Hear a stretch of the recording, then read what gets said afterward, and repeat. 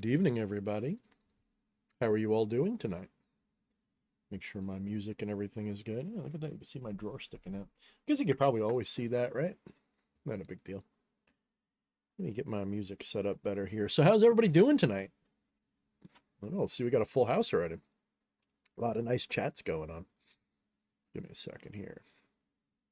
All right, good.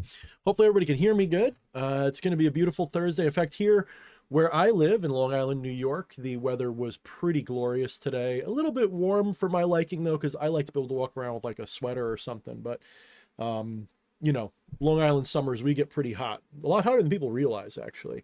But it was a pretty good day today. Pretty beautiful. You know, it's one of those things where, you know, when spring finally sprungs, it's really nice. And until that happens, it's like, you know, my favorite time of year, I guess, would be the late tail end of summer. You know, like the end of August, right up until Halloween. That whole 3 or 4 month period to me is just wow. Like that's just perfect. I like it when it's warm during the day and seasonably cool at night, like 50s, 60s, you know, sweater weather at night. And that really, really hits strong, really strong here, you know, at that time. It's just really something. So absolutely my favorite. Joe Biden, is the earth flat? Well, flatness is a construct of the patriarchy. And, you know, otherwise they wouldn't have anything to complain about when it comes to women. That I'm just kidding, guys. You know it, or am I? So is the earth flat? It really depends, you know. It can be flat. It can be flattened.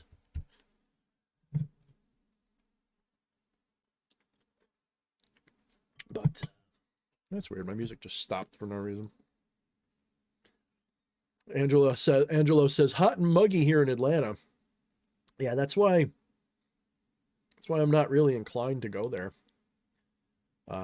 Although, you know, a lot of people tell me that the southern climates are nice because you just treat summer like winter. You spend the whole time inside like as if it's snowing out. And then the rest of the year is like spring and fall, you know.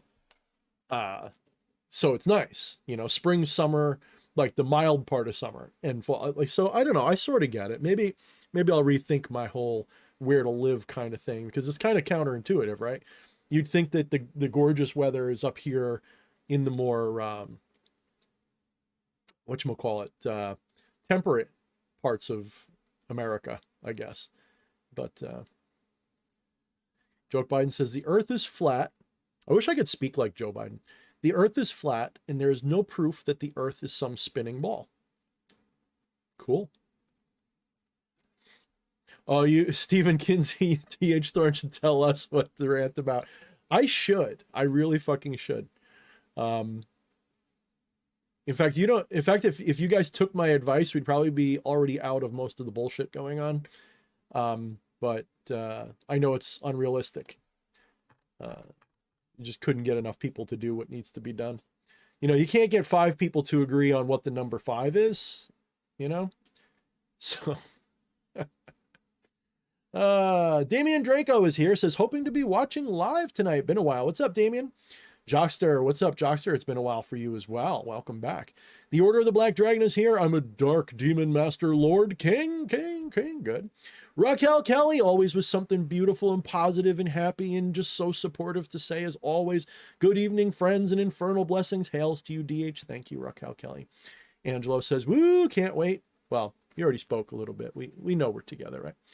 Let's see. And yes, Raquel, I always start at with exceptions at 10 o'clock, 10 Eastern on Thursdays. I'm kind of tempted to change my time slot because some of my other favorite YouTubers often stream on Thursdays at this time. And, you know, not for nothing, they tend to take some of my audience, I think. But, you know, I don't like making people choose, you know, people like Travis Magus or whatever. And, you know, he's got a pretty good, especially when he does really good book reviews, not book reviews, but, you know, he'll do a book reading or whatever, and it's really nice. And Nina the Mystic, the Blue Wrench, is here tonight. What's up, Blue Wrench? From all the way from Canada, in the middle of the frozen authoritarian north there. Man, oh man, oh man, don't even get me started. But Nina's a good person. She's been helping a lot of other channels out. She's got her own channel, and some of that content is really good, and I suggest that you check her channel out. Oh, Camilla wants me to tell Nina that she says hi, the other wrench. My wife Camilla, you know, she and Nina get along pretty decent. Let's see, what do we got here? Faustian, what's up, Faustian? One of my only true blue Twitter followers. Don't follow me on Twitter unless you want to see me being a rather political asshole, because that's the only reason to use Twitter these days. I've tried to use Twitter for other things, and I only use it like when good stuff happens, like, or important stuff or whatever, to troll people or to argue or to, you know, just be a dick. Because that's all Twitter is, just take the most toxic parts of the internet and just pile drive that shit onto one website. I mean, literally just get Andre the Giant to just put it and just into one like little tiny like thimble full of website. Just get it all smashed in there. But I hate most of the social media services these days. I don't even, you know, if we didn't need them, I wouldn't touch them. Steven asks, not to make you in the next Sticks, but did you watch the CNN town hall? I've sort of been flip-flopping on whether I want to talk about that or not, because I'm trying to stay, I don't want to say politically neutral, because I'm obviously not. But I don't want to divide people over different cults of personality. And because I support Trump, not as a cult fanboy, but as a rational person who doesn't see any other rational alternative. And every once in a while he says things that genuinely make me happy to hear. I do think he's on the right side of history and all that. I don't want to fanboy over anybody, because I don't think that necessarily helps. I think people want to make it about Trump and not about the points and the issues and the problems and the New World Order. I will happily support him. I will happily tell people that I support him, but I'm not here to try to convince you to vote for somebody. I don't like that game. Even if every fiber of my being wants to be like, support this man, you know, because I think he's the only legitimate chance we have, doesn't mean that everyone's gonna support that. And, you know, in 2020, because everything was going haywire, I opened my mouth about it and I lost followers. I got death threats. People are like, oh, you're not a real Satanist. I'm like, I never was. You're not a real Satanist. If you were, you wouldn't follow a guy that Christians like. And it's like, you know, fuck you. Christians like to breathe air and own dogs. Am I going to stop breathing air and owning a dog? Like, fuck that shit. So yes, I'll probably talk about it a little bit. I don't want to make this all about that though. So if you want me to talk about it, I will, but I don't want you guys, I don't want people to, you know, feel alienated, because I got a lot of people here who are rational left-wing people. Even if I disagree with them and I think they're completely wrong about certain things, they're rational and their opinions matter. They have a right to be different.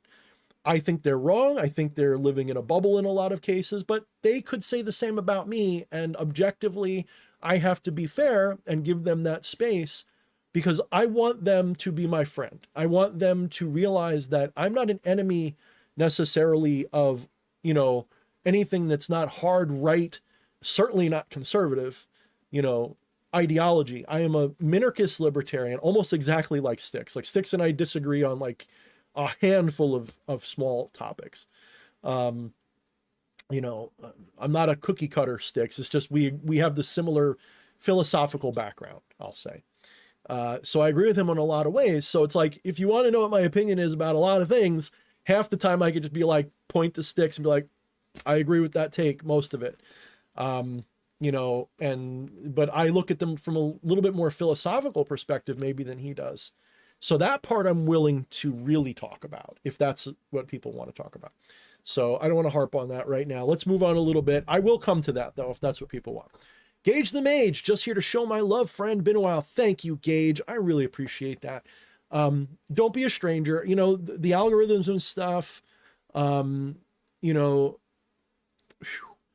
it's really been hard with everything going on. I burned out a lot on content creation because I've been focused on all the wrong things. It's my fault. It's my own shadow.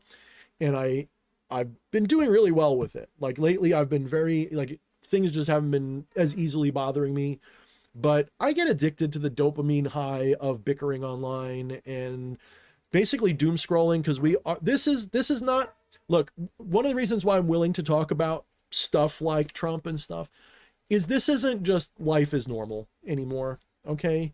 If you can't see what's going on, like if you're living in the bubble that says that nothing weird's going on and Trump's just a jerk, and you know, if you don't, if you're not aware, just like the meme that I used for this, if you're not aware, if you're not if people aren't calling you a conspiracy theorist up till now, like you probably are a newbie at this. And it's not conspiracy theory. It is conspiracy theory in a technical sense, but in that dismissive sense, it's not. Okay. There's so much stuff that some of us know about just because, you know, we pay attention or we're good at pattern recognition. You can tell what they're doing. And as a Luciferian, as a libertarian, as a sincere person, I can't stomach that. Okay. There's too much tyranny afoot. There's too many people trying to convince you to hurt your friends, basically, for some stupid ideology that doesn't have your interest at heart. And, you know, so yeah, let's see what more people are saying first. Angelo says, same as your short, charlatan gurus plus priests and the Pope. Yeah. Yeah. Thank you, Raquel Kelly. It is a nice, you know, I started taking to wearing Ankh-oriented stuff, although I'd rather have an Eye of Horus than an Eye of Ra. This is Eye of Ra. I'd rather have, I know that some people could say they're the same, but at one point they weren't. I would rather have an Eye of Horus on here than the Eye of Ra. Ra is a little bit more like a Yahweh figure in a lot of ways. I prefer the Horus figure a little bit more, but I do like Ankh symbolism. I do like what it means, you know. And after getting into a lot of the, you know, ancient civilizations, you know, conspiracy theories, shall we say, following people like Uncharted X and Graham Hancock and Randall Carlson and Bright Insight and even crazy old, what's his name? Robert Zephyr, I think is his name. You know, watching all these guys is very illuminating and it's very helpful and it's been really good. Ooh. All right, let's see.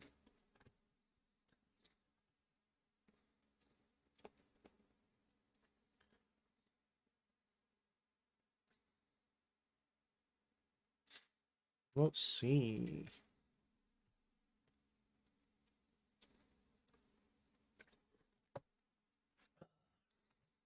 Eugenics is alive and well, Steve. Don't ever doubt it. Eugenics is alive and well. They just found ways to do it that you don't realize. They use a combination of chemical stuff in the environment, propaganda. You know, and they do it. The real eugenics is done. Look, if they could have Epstein Island, do you think that they don't have fucking crazy Island of Dr. Moreau shit going on somewhere? Really?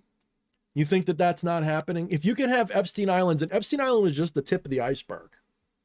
Just literally like just the tip. Like, ding. If you think, if you can see that, what makes you think that they don't have the wildest shit you can't even imagine going on somewhere? Some illegal or whatever offshore island somewhere not on a map. Look up Point Echo. You know, there's like nothing there. And it's like 1,000 miles from the nearest civilization. It's the loneliest. It's literally the middle of nowhere. It's the most middle of nowhere on planet Earth. I think it's called Point, or is it Point Nemo? Point Echo or maybe Point Nemo. Look this shit up. It's where they put all the fucking satellites when they crash. They try to crash them into that part of the ocean because nobody's ever there. And I don't know if anyone's ever been there, but the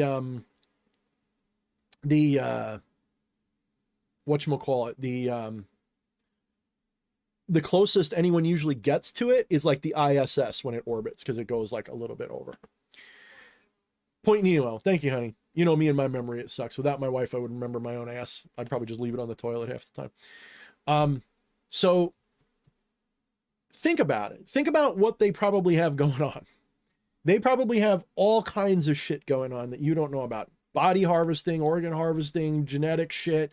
They have chimeras. They have all kinds of stuff. Now, of course, Alex Jones and company often blow out of proportion what we do know and draw conclusions that are maybe not valid. But the suspicions, the context are completely true. And honestly, I don't remember the guy's name, but there was a famous guy who, I think he was a former, politician or whatever. He said, whatever the worst thing you can imagine your government is doing, the worst you can imagine. And I can imagine a lot. The worst thing you can imagine, it's 1,000 times worse than what you imagine. So let us not pretend. I'm really tired of being moderate or trying to act moderate. I'm not a complete lunatic. I don't think these things for no reason. I suspect them. Doesn't mean that I believe everything that I suspect, but I'm skeptical of them to the point where when they say they're not doing this stuff, I go, they probably are. Okay. I forget who it was. There was some supermodel or something. It was somewhere in, I don't know if it was Mexico or Central America or South America or what, but she went nuts saying that these rich people had abducted her and they made a clone of her and then she disappeared. Now, the official story is she lost her mind. It's probably true, but it's a little too on the nose with some of the stuff that we hear about, especially stuff like with China and some of these less scrupulous, not that America's very scrupulous, but with some of these less scrupulous nations that find ways to break the rules. It was Brazilian. Yeah, my wife looked it up. It was a Brazilian model. If you look this up, do you remember her name, honey? Anyway, Google Eloisa Pinto or something like that. If you Google, all right, I can't hear that well enough, but just Google Brazilian supermodel clone conspiracy theory or something. It'll Eloisa Pinto Fontes. So look that up. Look, I'm not saying it's real. I'm just saying look it up, right? Just entertain the possibility, because the possibility, this is where I differ from Styx. Styx tries to be very, very, rational and reasonable and based and all. I'm not going for, I don't give a fuck. I really don't. Look at my surroundings. Do I look like I give a shit?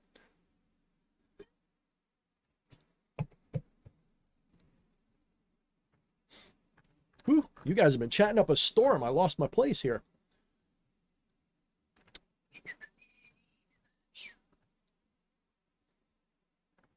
Something about Gage graduating. That's really awesome. Yeah, get out of high school, man. Get the hell out of high school. They are fucking people up.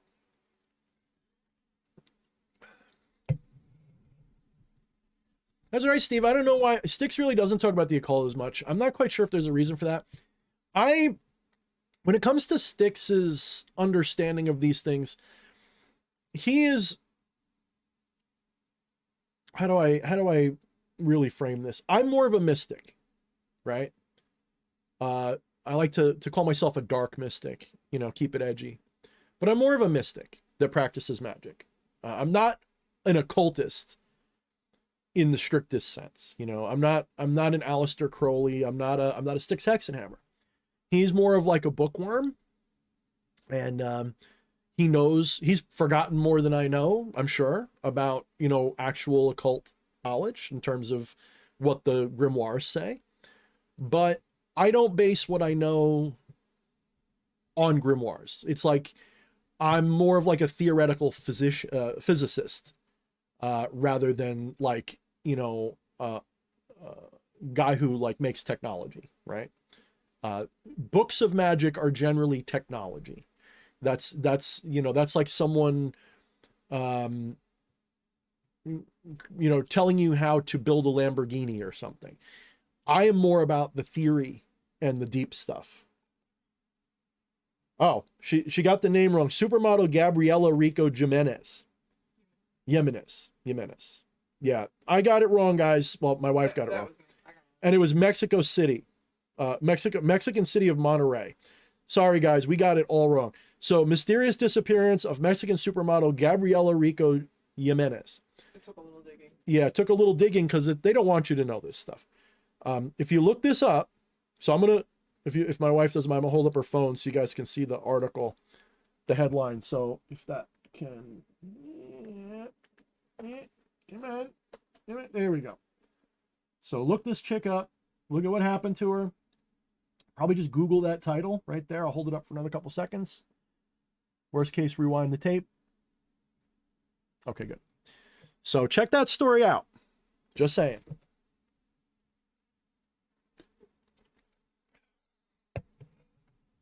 But Styx, you know, I deeply respect. I mean, I have several of his books.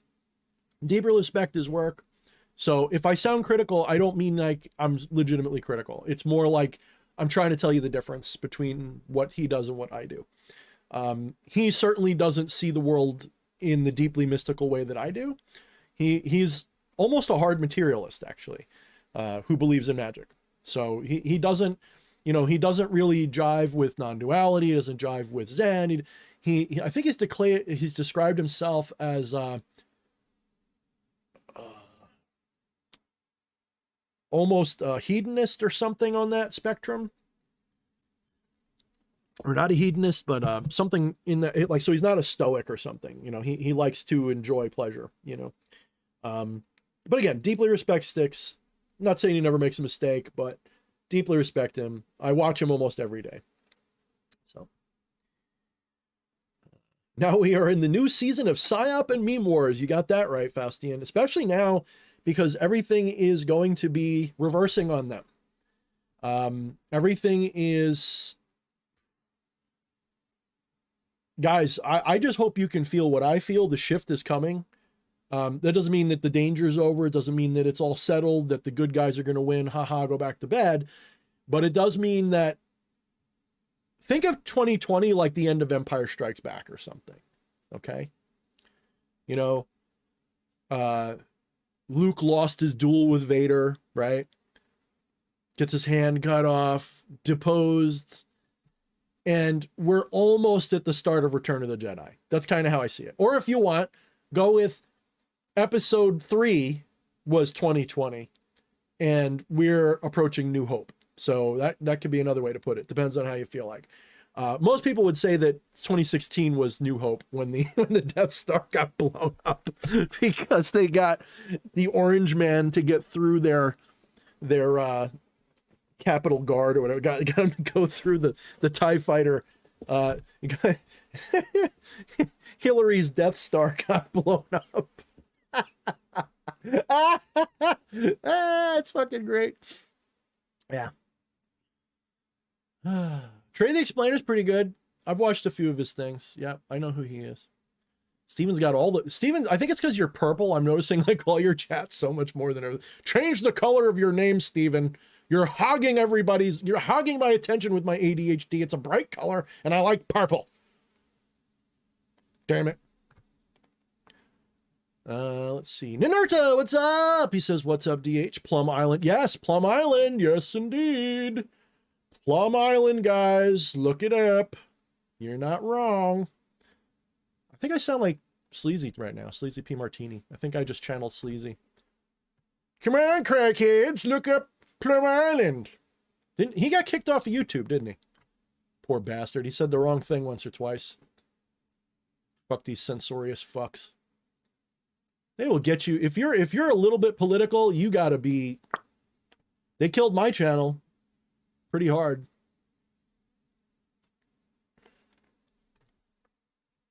Indeed. Is Joke Biden still here? Joke Biden, are you still here? How did you enjoy last night's... How did you enjoy last night's town hall. Was that to your enjoyment? Yeah. Faustian brings up Eric Weinstein. Eric Weinstein's pretty good. I'm a little, you're bringing up Bob Lazar and Eric. I don't think Eric believes Bob Lazar, if I remember correctly. But I would tune in for that because that would be a damn good, Bob Lazar, I want to believe him. And I'm inclined to think that there could be truth, but here's something you got to understand. We'll say the deep state has infiltrated the UFO shit for generations now. And there was this guy, I can't think of his name. He really came out and admitted that he put stuff into the UFO community on behalf of the federal government to throw everybody off the scent.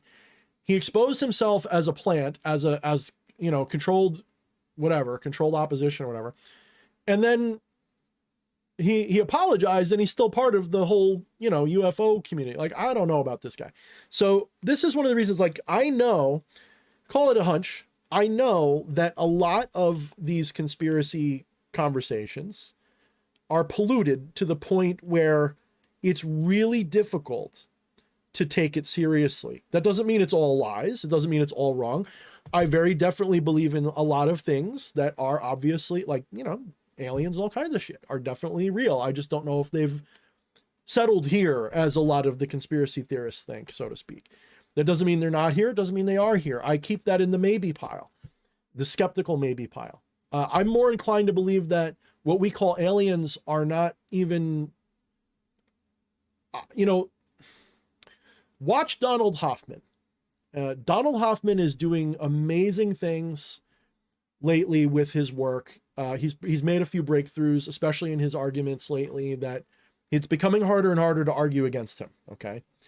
And he had pointed out that if we stop seeing reality, so physicists have essentially proven at this point, it's just not trickling into the mainstream as clearly as it should, because I think they're hesitant because it's a little too boat rocking, that space-time is not a fundamental property of reality.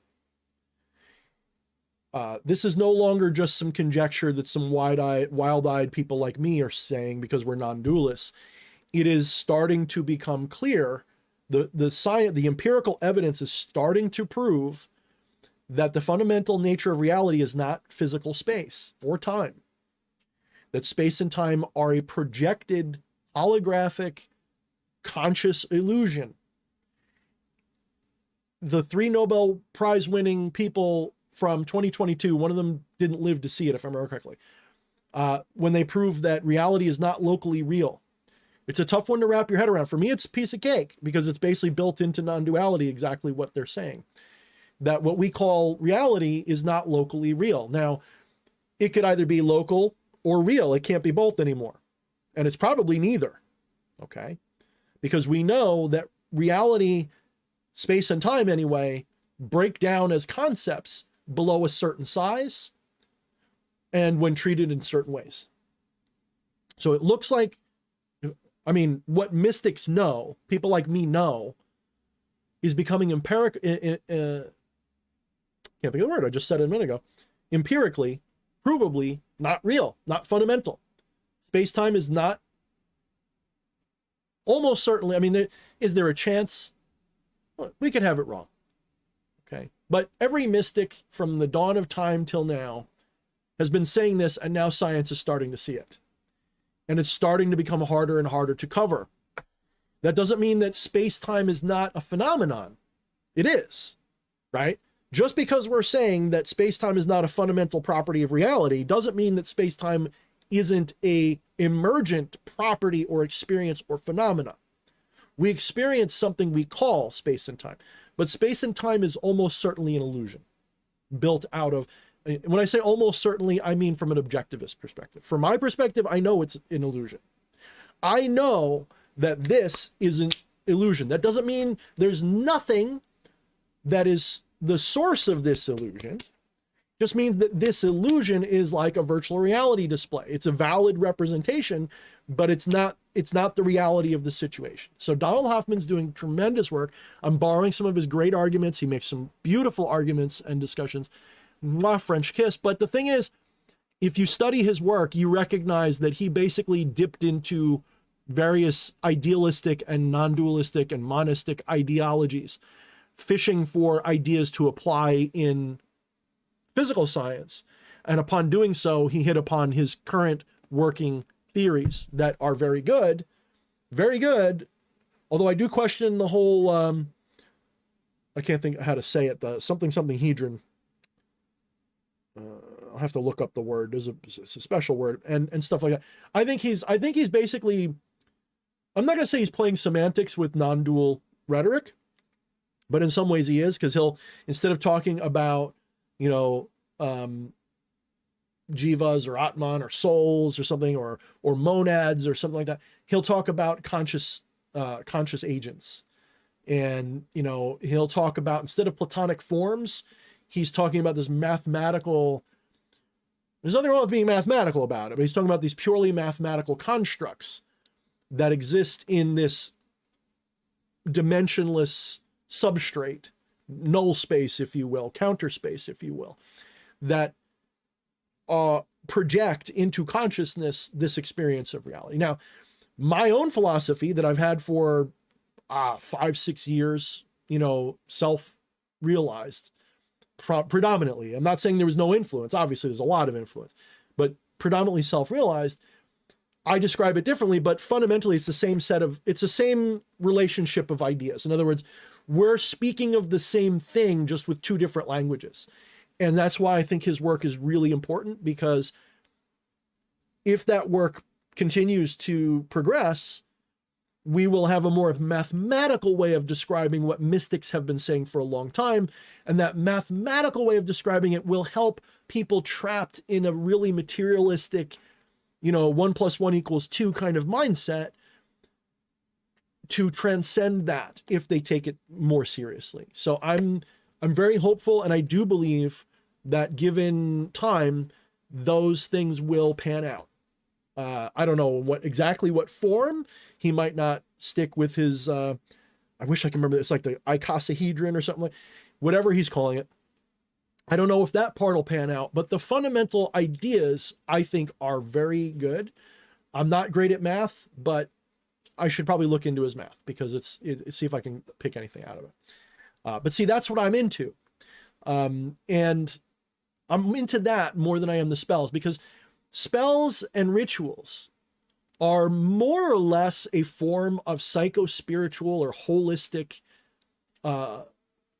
psychodrama or acting or performance art that's designed to help you bypass your egoistic limitations, your materialistic limitations of everything, so that you can literally shift from one reality into another gradually through the process of the ritual and the manifestation of its outcome. So you're not changing the world, you're changing which perspective of the world you're currently witnessing.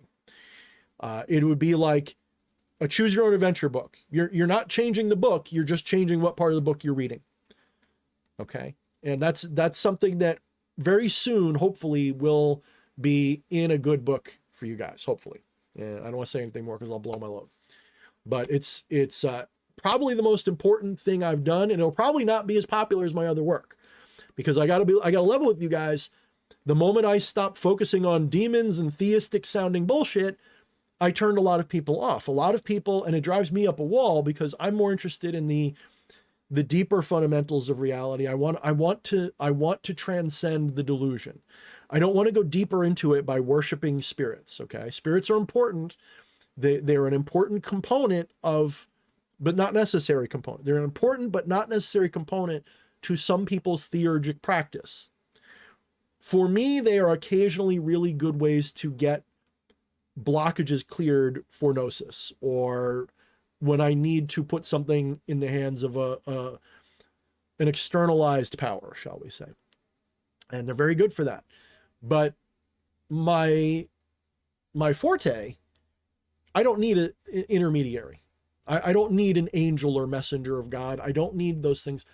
I literally just tune into the source, okay, which is my own intuition. You know, there's something genuinely, spontaneously, intuitively channeling through me a lot of the time, especially when I'm on a roll. You can tell, but it's not like I'm listening to something and spewing it out. And it's not like there's a spirit going blah, blah, blah, blah, blah. And I go, oh, that's pretty cool. Let me think about that.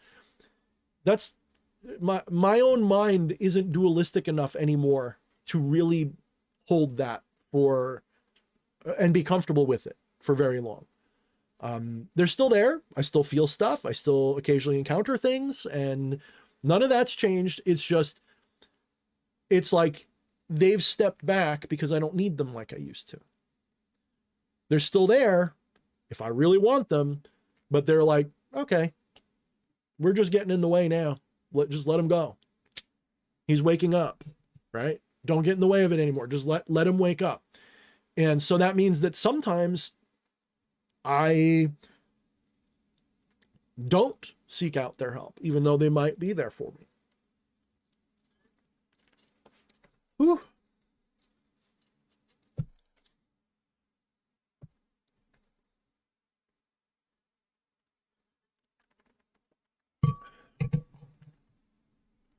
All right. I've been missing out on the chat. Let me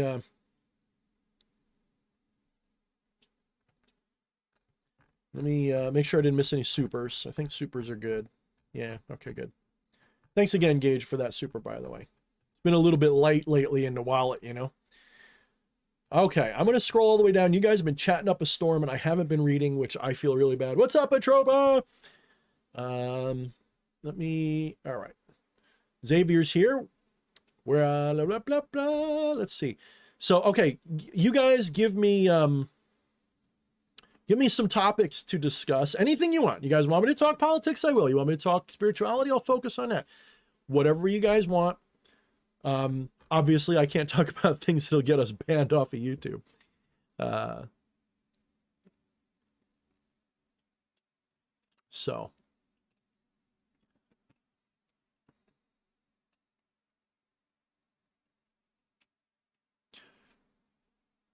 Oh, order. That was like don't order. Come on, man. You're gonna make my head swell up and I'm gonna float away. You see what this motherfucker just said? I am glad to live in the same universe as D.H. Thorne. My goodness, man. You know, you're the same God I am. We're the same being, dude. We're just manifesting differently. You know, we're manifesting differently. That's all. It's the same source. Just different angle. So I appreciate that.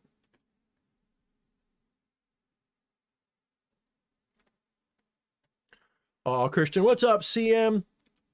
Hopefully you got your pendant. Hopefully you got it in time. I'm actually thinking about sending you something, especially to make up for prior ugliness. I'm tempted to send you something that that I think you'll appreciate. So no promises though. Just keep your DMs open. So he says, I'm like you, DH, except my attachment is enjoying having otherworldly beings to chat with. I don't blame you, man. I still do it. It's just, I don't do rituals for it anymore. I think that's what I'm really trying to say. It's not that they're not there. It's that it's more of a spontaneous happening now. I don't look for it. Every once in a while, I'll look in the mirror and whammo, you know, but most of the time it's, I'm channeling, as Eckhart Tolle would say, source, you know, and that's what I focus on. So, Jay Baldale, I can never say that right. Thank you so much. 2222, they say hail. Thank you so much. That was very generous of you. 2222, that's a 4, baby. So, thank you very much. Thank you.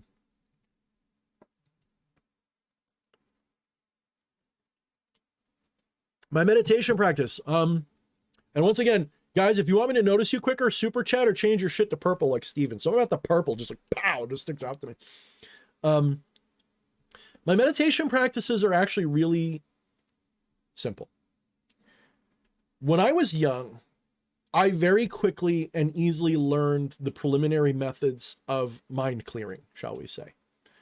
I had this along other things I was doing. There was a book I had of hypnosis, and one of the chapters begins the book basically telling you how to clear your mind, like completely clear it.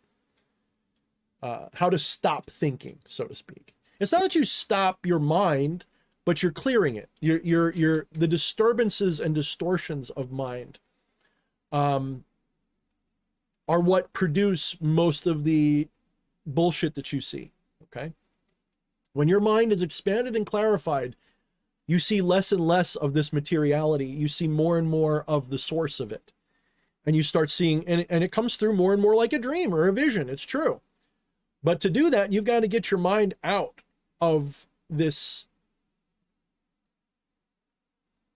objectified way of being. And you can skip right over, by the way, the visions and shit. The visions are not necessary. That's a fun little sojourn on the side. The actual, it's really easy to just go straight to source. It's really easy.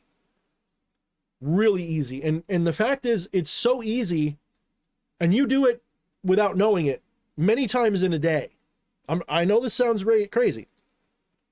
A lot of you guys are like, oh, if I was talking to source, if I knew I was source, that's just it. You're experiencing a form of psychic ignorance, metaphysical ignorance, divine ignorance, primordial ignorance. I don't mean stupid ignorance. I mean the word ignore with ants after it. A form of ignoring. You're ignoring your divinity. You're ignoring the totality in favor of this minute little ding of reality. And it's manifesting in your mind's eye as a three-dimensional hologram. But this, I'm talking to myself. You're talking to yourself. We're all talking to ourselves. It's just that we're all seeing ourselves and hearing ourselves from all of these different perspectives. So I began learning to just quiet my mind. And once you've got that cold to the point where you can just, and you don't have any thoughts going in your mind, like no visions, no words, you don't stop having ideas. They're just not expressed as objects. There's just it's an uncanny awareness now. Some of my best thoughts happen when I'm not thinking. And so thinking is no longer a distraction, it's a tool, so that I only think when I need to clarify things. Now, you could argue that that's the left brain versus the right brain, because the right brain doesn't talk. It's the source of ideas, and the left brain speaks about them. Okay, be a materialist, think of it that way. That's fine. It's backed up by all the kind of science. Cool. If that's how you want to look at it, go for it. The fact remains, it's still how it works. You still can silence the chatter monkey brain and allow that right brain or subconscious brain or your deeper self to be what is focused on. One of the things we have to do as people living in the West, especially, because in the East, it's not quite so bad.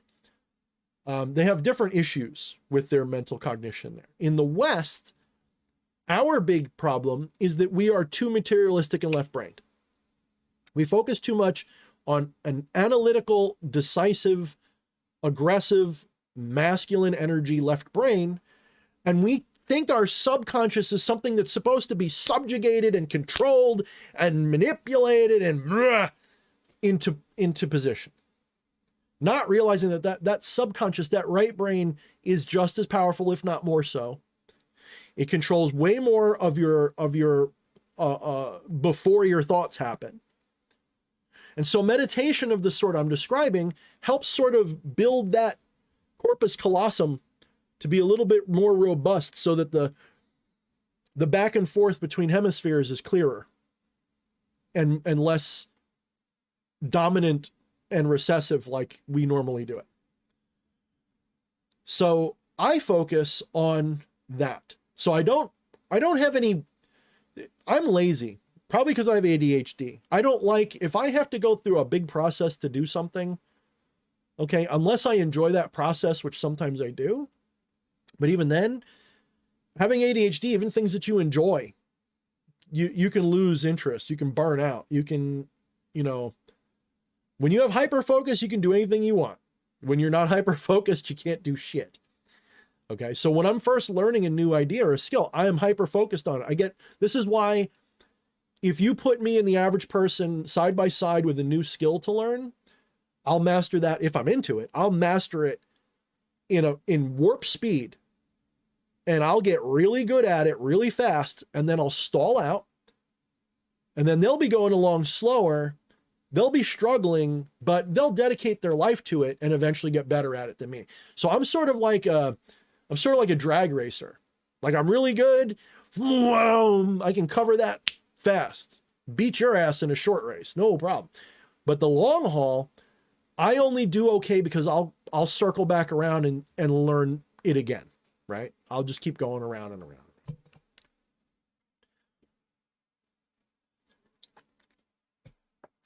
So I'll get good at something fast, right off the bat, and then, tough. Very tough. But there are certain things I come back to. You know, spirituality, I never really leave. Spirituality on some level. I consider science a form of spirituality if you're doing it right. If you're not looking up at the stars and going, holy shit. You feel me? If you're not looking up, obviously if you live in a city, you live in hell because you can't see the stars. But if you're looking up at the night sky and there isn't some part of you going, holy fuck, what the fuck is this? If that's not a spiritual thing for you that makes you want to dig out a telescope and look at God's eyes, you know what I mean? Whew. It's tough, man. It's tough for me to live in a world of people who don't see it that way. So yeah, I've always been the unknown, the mysterious, the divine, God, the furthest reaches of the universe. Yeah, give me that. Give me that.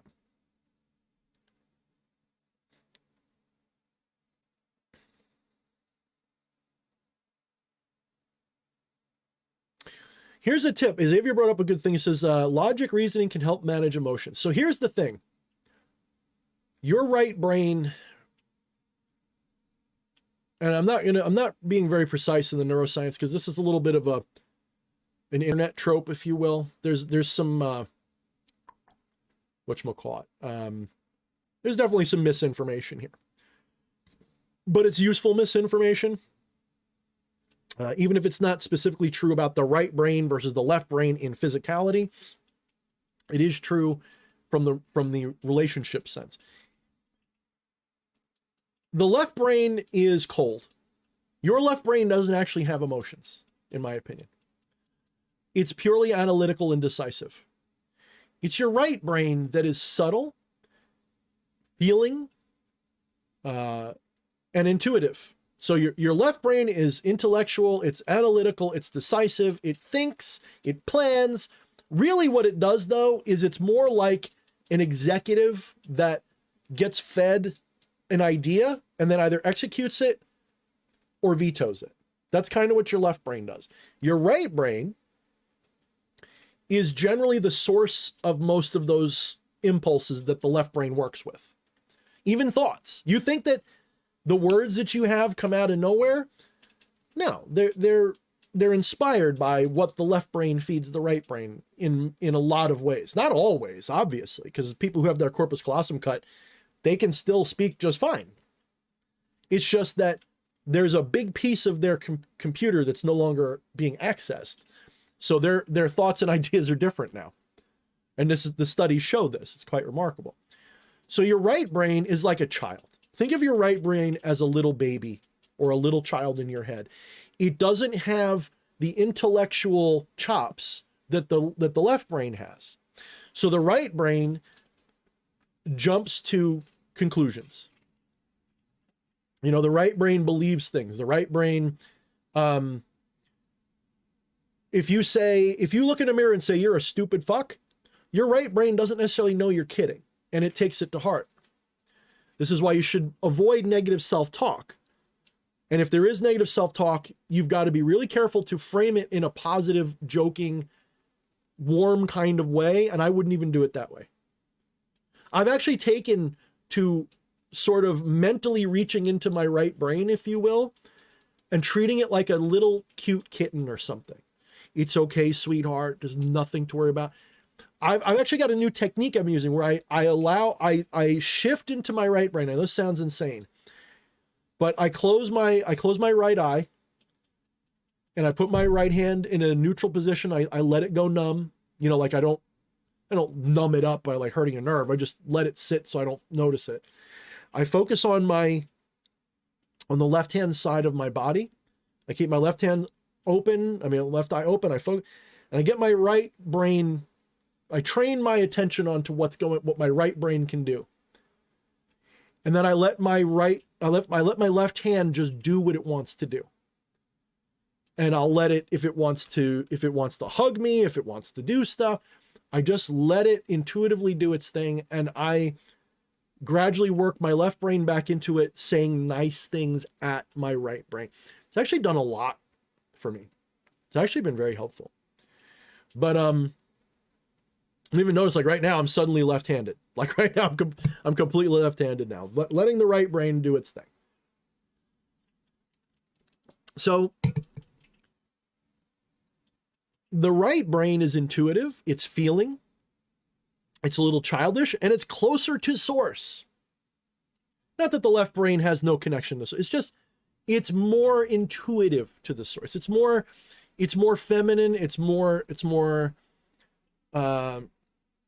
receptive. And so it's more inclined to to transcend. The left brain is usually what clouds us from seeing the truth. The right brain helps us reacquaint ourselves with the truth. And if you don't like the left and right brain thing, think of the yang brain versus the yin brain. Do it like that if you want to. Okay? Use the yin and yang analogy instead. If you don't like all the neurological talk, use the yin and yang conversation instead. It's the same idea. Almost like to the T, it's almost the same.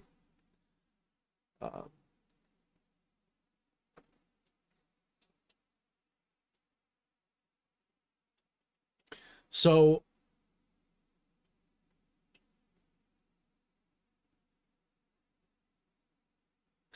just,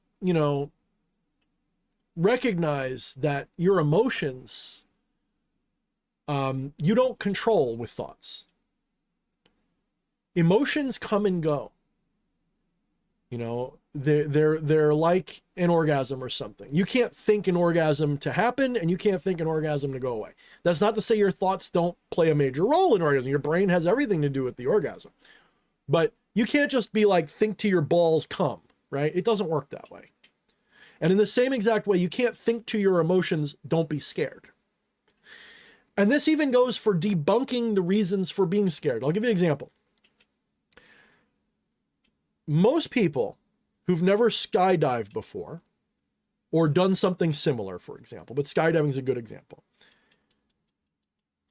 They know intellectually that the odds of being hurt or killed, while higher than maybe sitting on their couch watching Netflix, isn't substantially worse than, say, Russian roulette, right? Jumping out of an airplane is a reasonably safe, if scary, if risk-taking activity.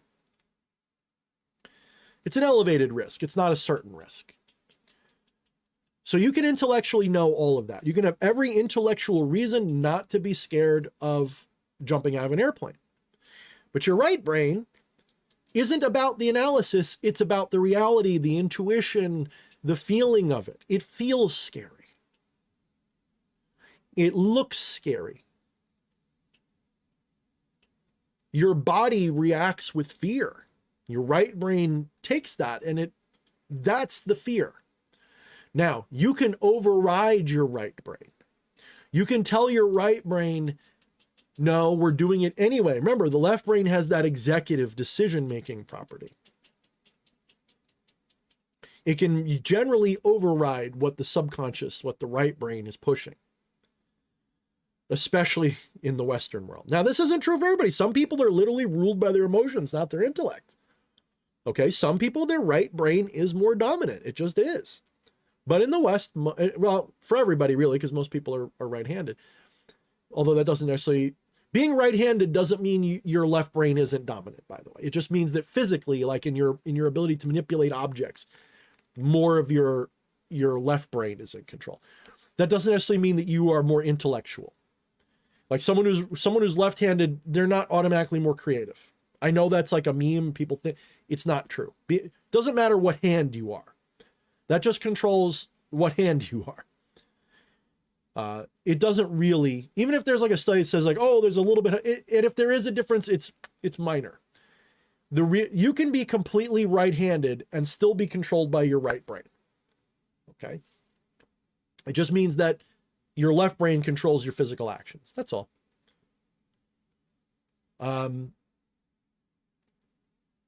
So you can be standing there at the doorway of the airplane, getting ready to jump, intellectually have every reason to not be scared. You're like, parachute's going to work. I got this guy behind me. We got 5 extra parachutes. No one has ever died, in this whole, company that does these things. Good track record. I'm diving into a safe place. And like I said, 5 of my freaking parachutes would have to die before I would die. So you got no reason to be scared. It's just exciting. You can override your fear and do it anyway. But your right side is still traumatized by this. It had a brush with death in its mind. Now, it's pretty resilient. Okay. Doesn't mean trauma is always lasting or, the right brain can learn not to be scared. It can't do it by you yelling at it. This is why if you really want to calm down, you got to do other things. You got to do things like breathing practices, like box breathing or something. You've got to do, believe it or not, meditating doesn't necessarily make you less scared. If you do meditation, depending upon the type, emotions still hit you just as hard because emotions aren't thoughts. They're just something you feel.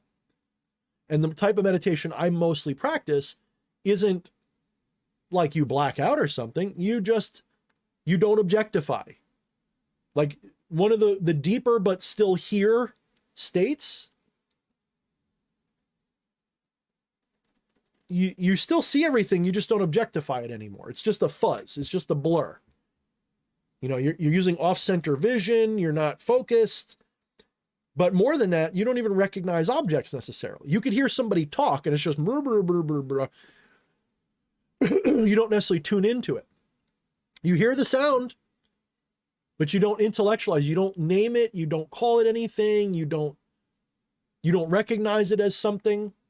I don't do that every day. That's for me, that's a little, if I was living in Tibet or something, or wherever the Himalayas, Nepal, and or if I was in an ashram somewhere, whatever, if my life was practicing, definitely, there are people who spend a lot of time in that state.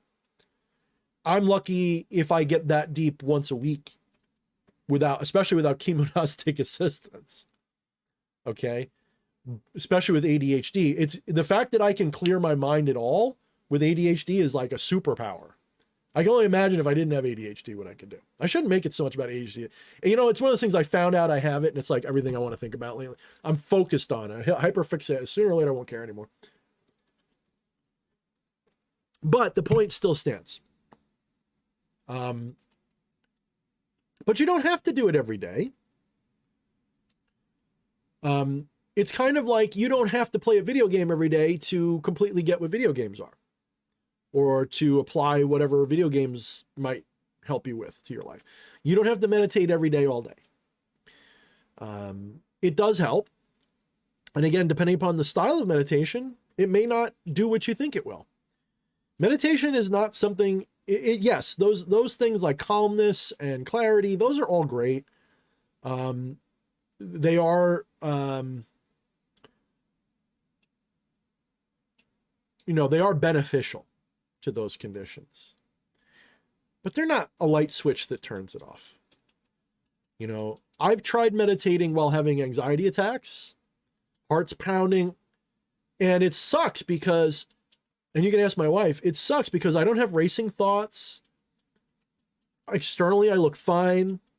My mind is clear and calm, but my heart is thumping. I feel fear of a sort. It's not fear, it's that anxiety. If it's weird, like it's not actual fear. It's fight or flight adrenaline. Like I feel pumped, So when those anxiety attacks do happen, which it's been a little while since I had a real one.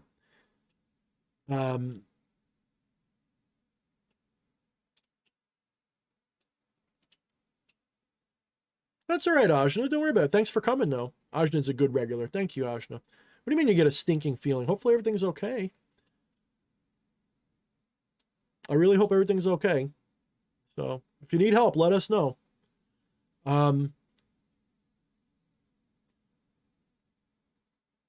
Yeah, so you can be completely no mind and still terrified or still angry. In fact, one of the side effects of people who first get meditation down and start getting to be able to do it is a lot of their locked up thoughts and emotions come crashing in because they're no longer holding them back, right? Usually what most people do is they occupy their brains with other bullshit so they don't think about the bullshit that makes them unhappy. Look at somebody who's sitting there all day just scrolling on their phone. They're trying to fill their brain with something, like they're playing a game or something. They're trying to distract themselves away from the things that they really should be dealing with. The only thing worse than that is doom scrolling, focusing on the thing that you shouldn't be looking at because it's so toxic. You're like pounding toxic shit into you. Like I've been doing for the past 3 years, been pounding toxic internet because of everything that's going on. I want to be informed. I want to know everything. Right? I don't want to be surprised. But that's sick. It's sickening. Because you can't keep up with it all, and it's all bad. It's all designed to make you crazy. It's all designed to make you mad. Especially on the internet, it's designed to get you to click on shit. So outrage porn and all that, that's the main thing. When I look at left versus right, centrist versus this, liberal versus that, it's all outrage porn. And yes, I fall for it too. At least I'm honest about that. But people get worked up over whatever. It's sort of like the media and social media and your favorite politicians, and your favorite celebrities. Part of their job is to get you outraged about shit because it gets them attention, it gets them money, it gets them clicks and ads and all that.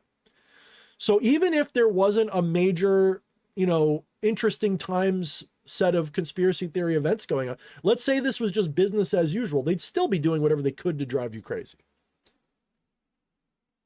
Like I said before about the Bud Light can, why do you think they did that? Do you think they did that to help trans people?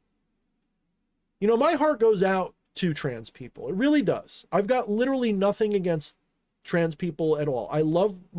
I've never met a trans person who's like a pedo weirdo or something, right?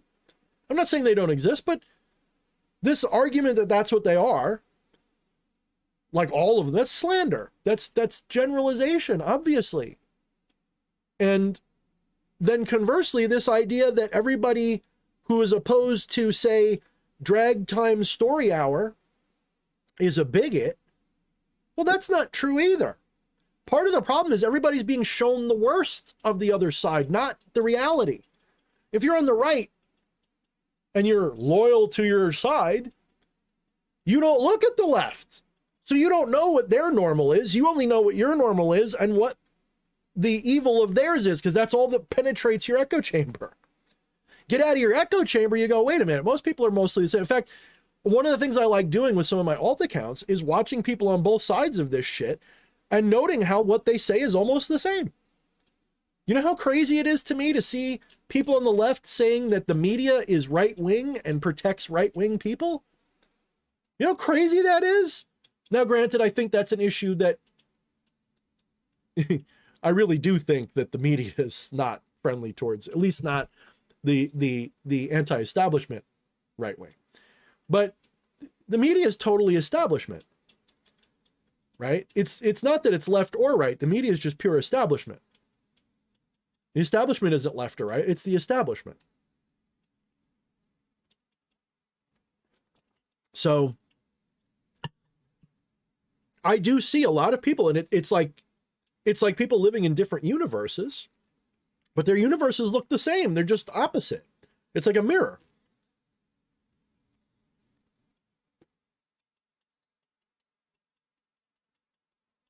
And assuming Christian was saying that to me, thank you. And I sort of owe you that one. Because, 2 or 3 years ago at the height of the bullshit, well, we're still at the height of the bullshit, but the height of the beginning of the bullshit, when everybody was the most crazy they could be, I think they're going to get worse soon, though. People were outraged. Justifiably. If you're living in one of these echo chambers, you're going to be justified in your outrage, okay? This is why I don't sit there and go, this is why I don't sit there and think that everybody who's outraged is crazy. They're being driven crazy, but all they see is the worst. They don't see the reality on either side. There's pedo groomers, straight. Obviously, those of us who are here, we know all about the Catholic, priests and shit, right? It's not unique to any group. You know who it's unique to, though? Not a left or right group, not trans or straight, not gay or whatever. It's unique to the oligarchs and the establishment. They're the ones who really do it. Yeah, you get some sicko perverts that are going around. There's a lot of them. But as a society, we can get them. In other words, we can do something about them. You can't do it about Pedo Joe. You can't do it about, shit, for all we know, even Trump. Okay. I don't think he did it, but I'm not with the guy. Pedos literally rule the world right now. Open pedos. Epstein Island is sitting there. The list is waiting. And it's going to have Republicans and Democrats and globalists and nationalists. Hollywood, not Hollywood. It's going to have it all on there. When that eventually ever comes out. I'm sitting, like me and Fleshy, we were watching something with Robin Williams the other day. We were watching What Dreams May Come. And I said to him, of all the Hollywood people in the world, please, oh God, if there is a God of any sort besides the non-dual totality, oh Lord God, please do not let it come out that Robin Williams was an Epstein Island guy. Please. That'll fucking kill me. Like, I'll just probably just cry for like a week straight. I really will. Like, it's hard enough with what I see.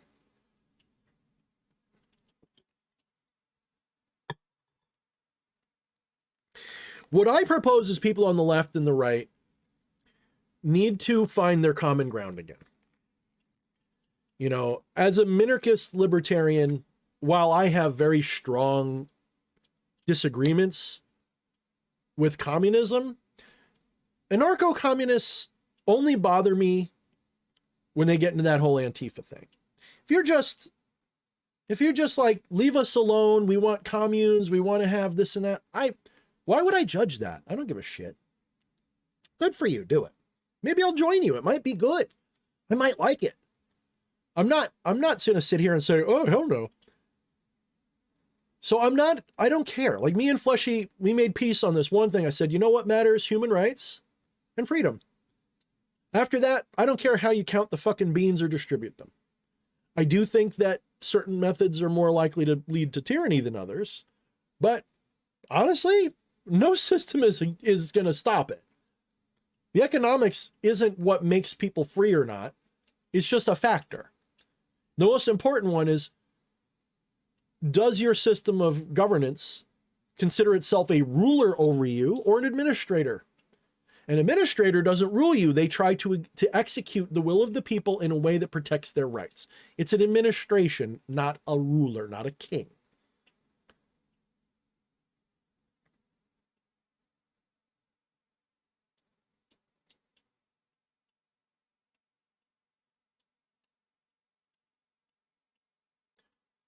Um,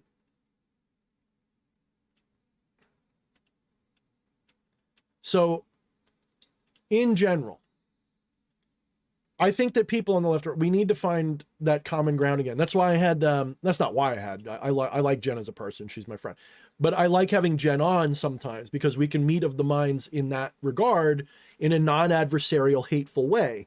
Because too much, look, you know, Luciferianism is all about that adversarialism. It's not. I think that's a fake projection. It can be, like, it's definitely a technique a Luciferian can use, but as a Luciferian, I'm not about being adversarial. I'm just about waking you up, making you confront truth. That's it. What you do with it, I don't have control over, and I'm not here to judge you and attack you and be your adversary. That's a valid way to go about it, but that's not the way I prefer to do it. So, unless I really have to. If I really have to, I will, but I don't like to. So, I think people need to find a way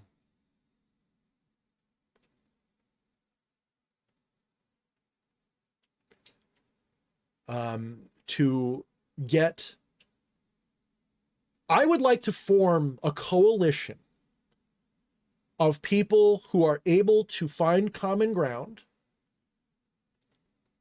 who have different, maybe extreme, in the extreme sense, like some different ideas.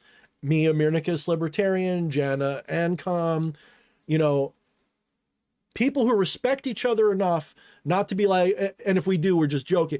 Oh, you dirty commie. Oh, you're a Trump supporter. Oh, you're a Biden supporter. Get all that out of here. Just sweep it off the table. You know why? Here's why I'm saying this. Very soon it won't matter any fucking more. Very soon the dam is going to break. The tide's going to turn. The New World Order's already pretty well exposed, but it's only started. When that dam fully breaks, it won't fucking matter anymore. And I'm worried, actually, for my left-wing friends. I really sincerely am, because they're going to get... The good ones are going to get lumped in with the really bad establishment, New World Order globalist zombies. And the blowback from the right that they've endured being called Nazis for the last 8 or 9 years. Yeah, sure, there are Nazis, there are bigots, there are racists. Just like there's, you know, pedos and shit on. But that's a generalization. Those are extreme people that fill every group, okay? The average MAGA person's a decent person. The average leftist is a decent person. They just have some different ideas, and they're being ripped apart to divide our country and our world. We've forgotten what brings us together. So we need to remember what matters.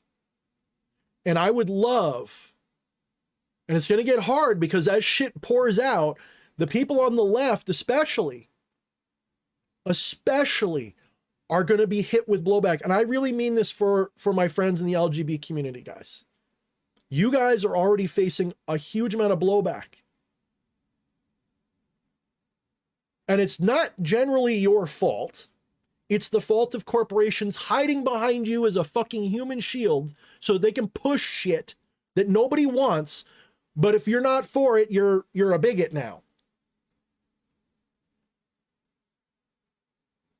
I've always been like the token straight guy for several, you know, people in the rainbow, right? I joke about it. I talk about it. But I don't care about it.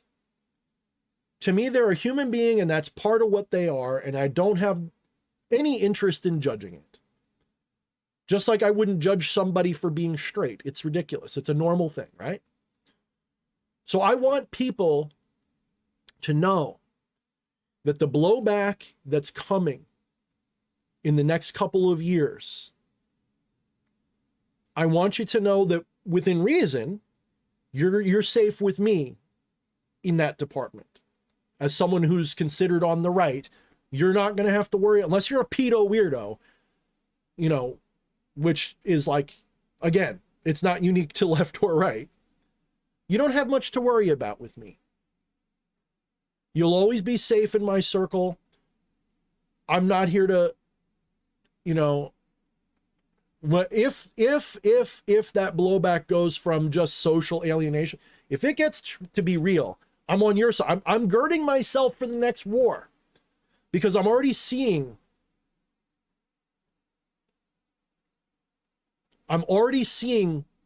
that the next thing that's coming is going to be blowback. Because in my opinion, and I could be wrong, but in my sagely prophet-like opinion, I say that with a joke, I am predicting that the worm is about to turn. The tide's about to shift. That's actually why I'm scared. Because when that shit happens, you've got a bunch of people that have been accused of the worst things, just wanting to be left alone, to be free, just like anybody else, who have been all keyed up and worked up, and they've been taught to hate you too.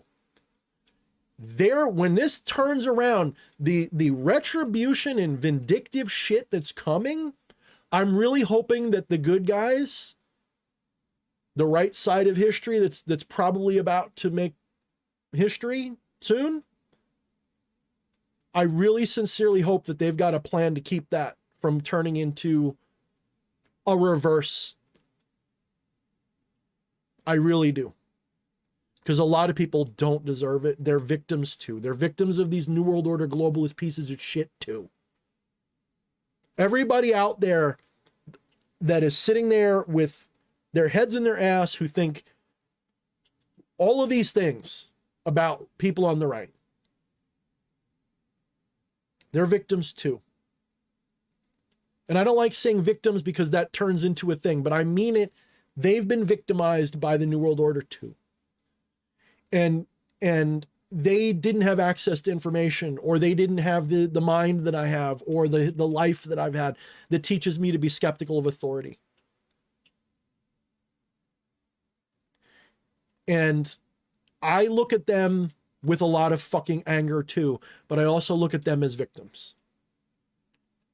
And when this is over, when this next step is finished, I really, sincerely, guys, I know none of you are going to do this. I hope not.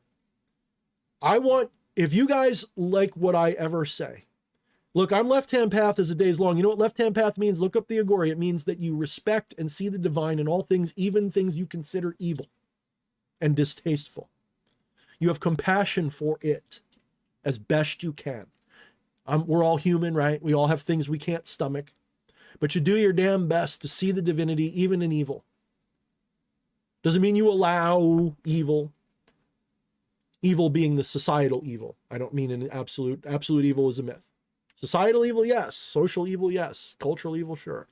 You know, the standards of our human species, shall we say. What's in our best interest. You see the divine even in that. And you have a compassionate attitude about it. Yeah, you don't let rabid dogs off the chain, right? But most people, they just don't know better. If they knew, if everybody in this planet was born without being indoctrinated into this dualistic, materialistic lie, this matrix, if everybody was born and guided or allowed to remain in a non-dual mentality, to see the divine in all things, this world would probably be pretty close to a paradise, which is exactly what the cycle of the Kali, the Yuga cycles is all about, right? When you're in the phase of Kali, when you're in Kali Yuga, everyone has forgotten.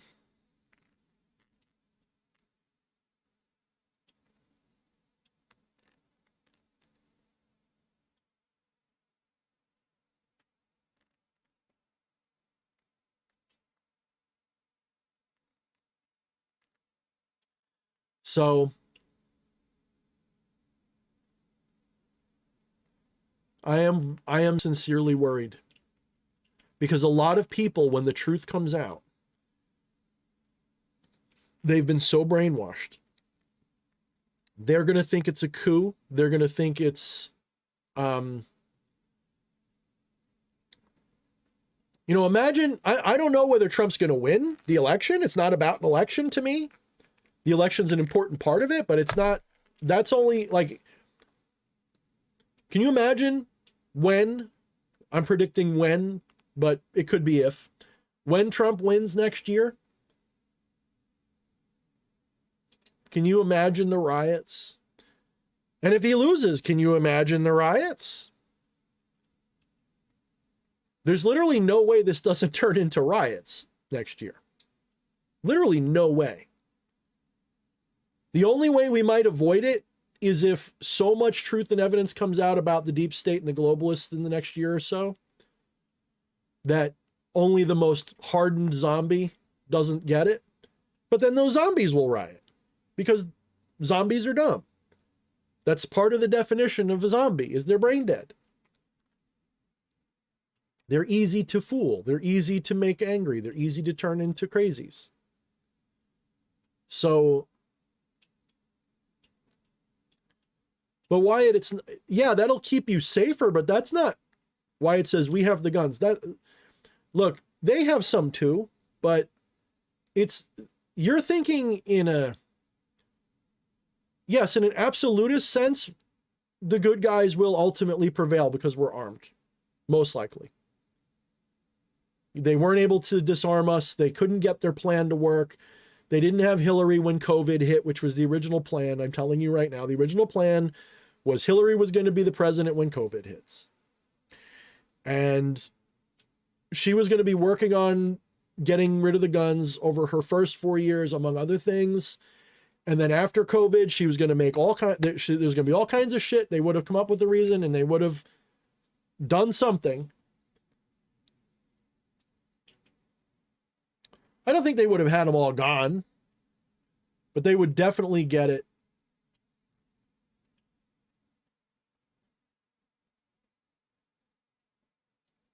To a point where they could probably pull it off. It might take 10 more years, but they would have it. By the 2030s, they would have it for sure.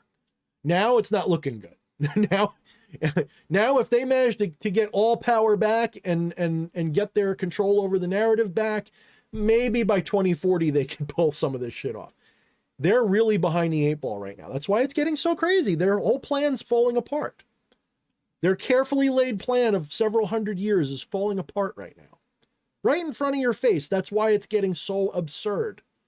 They don't like this at all.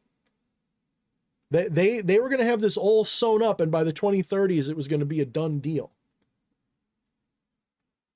Now they're trying to accelerate it just to catch up to where they've fucked up.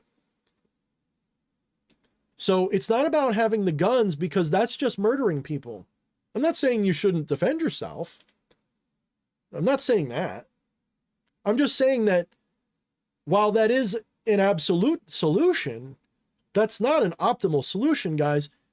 If you're thinking about like, oh, we have the guns so we don't have to worry. No, that's not true. You still have to worry. Because a civil war don't look pretty. Look at what's going on in fucking Pakistan. Look at what happened to Pakistan the last week. Have you been watching fucking Pakistan? You want that here? You might think it sounds good, especially if you're a kid. No offense, Wyatt. Especially if you're young. If I was in my 20s, I'd be like, hell yeah. Dude, I'm 46? 46. 47? I don't know. Whatever. Late 40s. I'll be approaching 50 when this is all going on.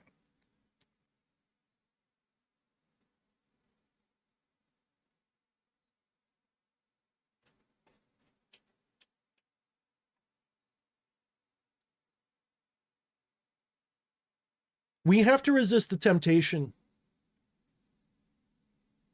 to hurt these people.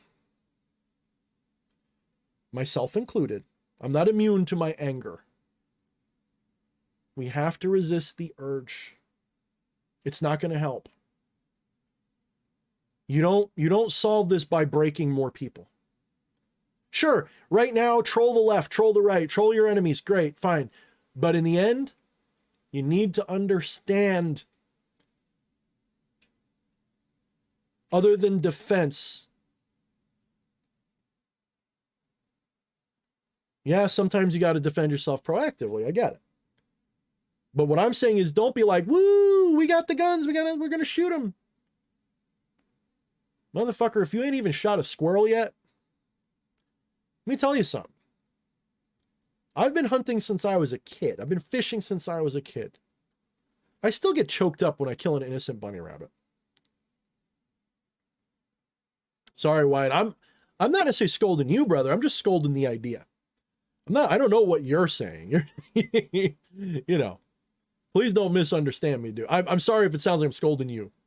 So I don't mean to scold you unless that's where you're sitting. I'm just saying, I'm just yelling at the universe because there's a lot of fucking people that are going, hell yeah, I can't wait for the Civil War. I'm going to get me some Nazi scalps and some commie scouts and some, you know. No, you're not. No, you're not. As I was trying to say, I've been hunting since I was a kid.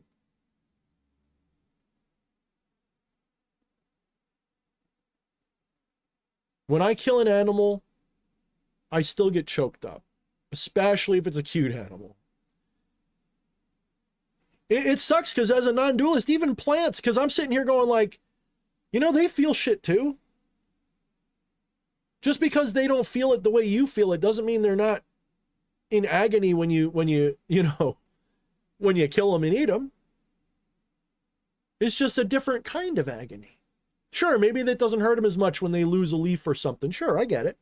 I'm not saying that it's like horrible to eat plants. I'm just telling you, this whole idea that like, oh, we eat plants because they don't feel things, that's bullshit. They do. They absolutely do. They know they're being killed. They have existential, they just do it differently. They don't have thoughts like you have, but they may not have emotions like you have, but they're aware. They are conscious, maybe not self-aware conscious in the way that you and I are, but they probably are on some level. It's just a very dim kind of consciousness. It's very, very, from this perspective, it's very dim. That's right, Christian. That smell you have when you cut the grass is them screaming. It is. They scream with chemicals and electrical signals. They don't scream with words. Yeah.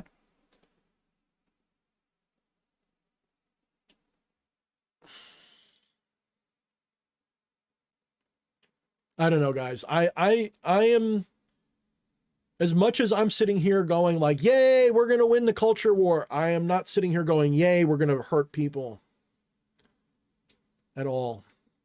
Look, there's plenty of lunatics and rabid dogs I'd like to see dealt with. That doesn't mean that everybody on a certain spectrum is bad.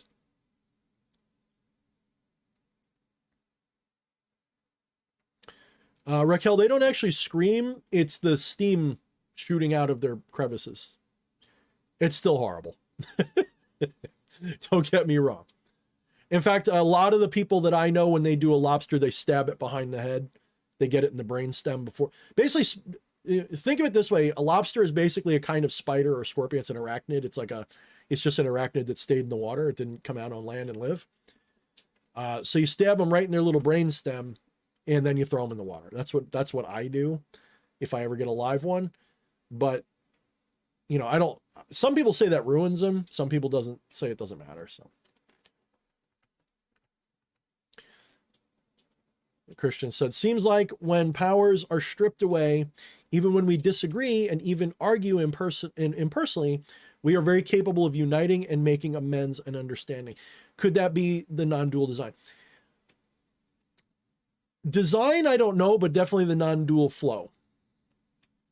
It's not about being helpless or something, but part of the non-dual awareness is recognizing the same divinity in everything. So when I see something or see somebody, so long as I'm able to recognize that divinity at the time, my tendency is to have compassion for it, even if I don't like them. You don't have to like somebody to have compassion and love for them. I know I'm sounding like a Christian right now. I'm sounding like a real Christian, though. I'm sounding like a genuine Gnostic Christian. I'm sounding like an old school. I'm sounding like Jesus, not a Christian. Jesus is like, as a left-hand path guy with all this shit going on, Jesus never bothered me, by the way. People are like, oh, I'm anti-Christian and I'm awesome for it. Yes, I'm anti the Christian Orthodox religion 100%. But Christianity by itself is no different to me than the Vedas. It's a source of spiritual mythology from which clues about divinity can be drawn. What the church does is it takes that, twists it into a system of control, and fucks everybody. Jesus was probably either a Kabbalistic rabbi or a rabbi that hung out with Buddhists or something. Read the Gospel of Thomas from the Apocrypha. You know, read the Gospel of Mary Magdalene. Read the Gospel of oh, for fuck's sake, what's his name? Judas. You know, read these apocryphal works. You see a lot of fucking Buddhist, non-dual, Kabbalist. You see a lot of stuff in there that's beautiful. Not all of it's true, I'm sure, but it's not bad. So the character of Jesus isn't, as a Luciferian, the character of Jesus is a Luciferian archetype, guys. E.A. Koetting said it best. He said, when Jesus was alive, he was he was the Antichrist of his time. Everybody's like, I hate Jesus because you're just caught in the dualistic web. That's all. You're just being taught to hate a thing that you don't fully understand. I agree with you for hating maybe the church. I totally get it, especially if you're living in Bible thump land. Totally get it. I don't blame you for being mad. Not even a little bit. My only hope is that you'll transcend that hatred and see through it and realize that they were fundamentalist assholes. And the reality of, if Jesus existed, he would have nothing to do with his church. And every Christian who's a real Christian knows that. They would have nothing to do with that church ever again. You think Jesus would come back and be like, good job, Pope? Oh, hell no. Hell no. You think Jesus would come back and be like, what's his name? Who's the mega church guy? Olson or whatever? You think he'd come back and be like, oh, good job. Woo. No, he'd be flipping that whole place over like the gambling tables at the temples. He'd be doing the same thing. He'd be flipping his shit. Yeah, I think it is Olson, yeah. Osteen, yeah, Osteen. It's something like that. Yeah, Joel Osteen, yeah. You think he'd get on the 700 Club? If Jesus came back today, if Jesus is real and he falls out of the sky and says, I'm back, bitches, I expect the people like the 700 Club and the Catholic Church and all these to run for cover. They're fucked. Just saying. And if that pisses off some of my fans, I'm sorry. I never said I was a Satanist that hates everything Christian. I talk shit about it. I have many criticisms of it. But being critical of a religion isn't the same thing as being critical of its source or being critical of everything in it. You see? That's how you learn. I'm critical of the left, but I still watch them. I still listen to them as little. I mean, you know, some of them I can't stomach. True. But I still pay attention as best I can. I like to know the arguments. Sometimes there's good arguments there, believe it or not. I've fallen into the polarization and division trap before. Maybe I've just started coming out of it for the first time in a long time, and that's why I'm seeing more clearly, and maybe hopefully you will too.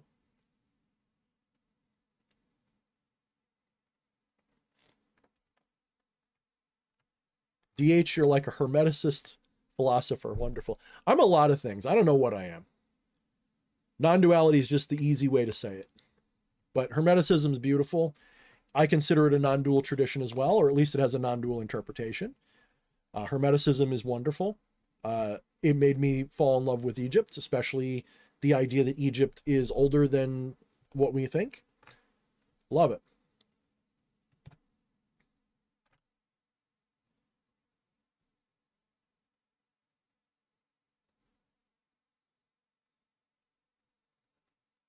Wyatt asks, I don't care if you lie to me, if you lie, I don't know, I think he meant to say lie to me about it. I just want closure from someone who's at least half rational. Was the 2020 election fraudulent? I'm stuck in it. Yes. Yeah, it was. To me, there's no question. The thing is that, you know how you know it was fraudulent? By how ridiculously and aggressively the establishment media defends it. That alone is a giant red flag. If you knew nothing else, if I landed out of a spaceship and I didn't know this planet at all, like imagine I'm an interstellar traveler from another dimension and I look human, everything's cool, so I'll fit in, and my spaceship crashes on Earth and I wander out of that spaceship trying to get help to find a flippity gibbet to fix my spaceship. And I'm sitting here and I sit down at the store where I have the little thing and I'm watching whatever news channel on TV, and I spend a couple hours watching it, and I see what's going on. I'm gonna be like, holy fuck, I gotta get off this planet. These motherfuckers are lying constantly. Like, it's literally that easy. I see it. It's not because I'm a conspiratard. It's not because I'm a Trumpy or something. I know when Fox is lying. I know it's plain as day. There's no reason to watch the news at all. If you're watching corporate media, you are an idiot. Unless you're watching it to make fun of it and learn the lies, that's fine. But if you're watching it to actually get sourced news, I don't even get my fucking weather from them. They lie about that. They do. You don't realize it, but they do. Especially when they want to scare you about a big storm coming. I remember there was like a hurricane a few years ago that was coming in, and oh man, they made this big production. They're going to do this and that. It was barely a Category 1 hurricane, which up here can be bad, but it ended up being nothing. It was a nothing burger. And everybody went nuts buying everything, and you could tell they're hyping it up so that they can take political gain, they can take financial gain. It's insanity, guys, and everybody falls for it. So the media is just garbage. And if the media says that the sky is blue, you better poke your head out and check. That's all I'm saying. When it comes to that election, though, I'm 46, going on 47 years old. That means I've witnessed personally quite a few elections. I've never seen one that shady, that corrupt, that questionable, with so much evidence of corruption. Fucking people taping over windows so that you can't watch. I mean, and you can't protest it. And every social media group says you can't question it. Come on, that's all the proof you need. You don't need to see them lying with the votes. Just the fact that you can't even question it, or else you're getting canceled or shut off or banned. If you can't question an election, because they do, you think they didn't question 2016? Answer me in the comments. Did you notice them or not saying that Trump stole the election with Russia's help? Come on. Did you get banned for saying that? Especially if you're on that side back then. Did you get banned for posting Trump stole the election with Russia's help? Did Zuckerberg cancel your account? Did Twitter cancel you? Did YouTube demonetize you? Guess what? In 22, if you questioned it, you took a nosedive. I did. I came out and I questioned it, and the very next day I saw my ratings go, my analytics go, and it wasn't because my fans got mad. I keep very close tabs on what people are saying. I look around. I had a handful not like it. Yes. I expected that. I figured I'd lose between 10 and 20% of my following by coming out in favor of Trump. I expected that. But I didn't lose 10 or 20% of my audience. I lost 80% of it. 80 fucking percent. That means they shadow banned me. It wasn't that people were mad. I got 1 or 2 negative comments and almost a tidal wave of positive ones. More than some of my other videos. Thorne, I'm so glad you're talking with us. You're one of the few. Thank you, thank you, thank you. And somehow that translated into, I go from 250, 260 new subs a month to 80. Literally overnight. I forget the view count. The view count was cut in half. The only way that happens is either a viral campaign to cancel me or you get shadow banned. And I know I didn't have a viral campaign against me. I didn't even have a legitimate hater at that point. The witch wars with EA Coetting and everybody else weren't going on. There was literally no reason for everyone to suddenly dogpile. There was no army out to get me. My reputation was good. So, Did they cheat the election? You damn fucking right they did. And they pulled out every stop to make it stick. And then they did it again in 22. They did it a little bit more cleverly, yes, but they did it again then. So, yeah, I could give you other proof, but if you're a critical thinker, that's all the proof you need. I'm being totally... That may sound unreasonable to somebody who's still got their head up their ass, but the entire establishment media, left and right, was banning and attacking people who even suggested that maybe we should be really sure this time. This is a very consequential election. Shouldn't we be sure, considering Trump, when all the bellwethers, all the metrics, everything said he was going to win, but then Biden with nothing, no showing, didn't even win a fraction of the counties that he would have needed, no bellwethers, and yet he wins in this landslide of popular, come on.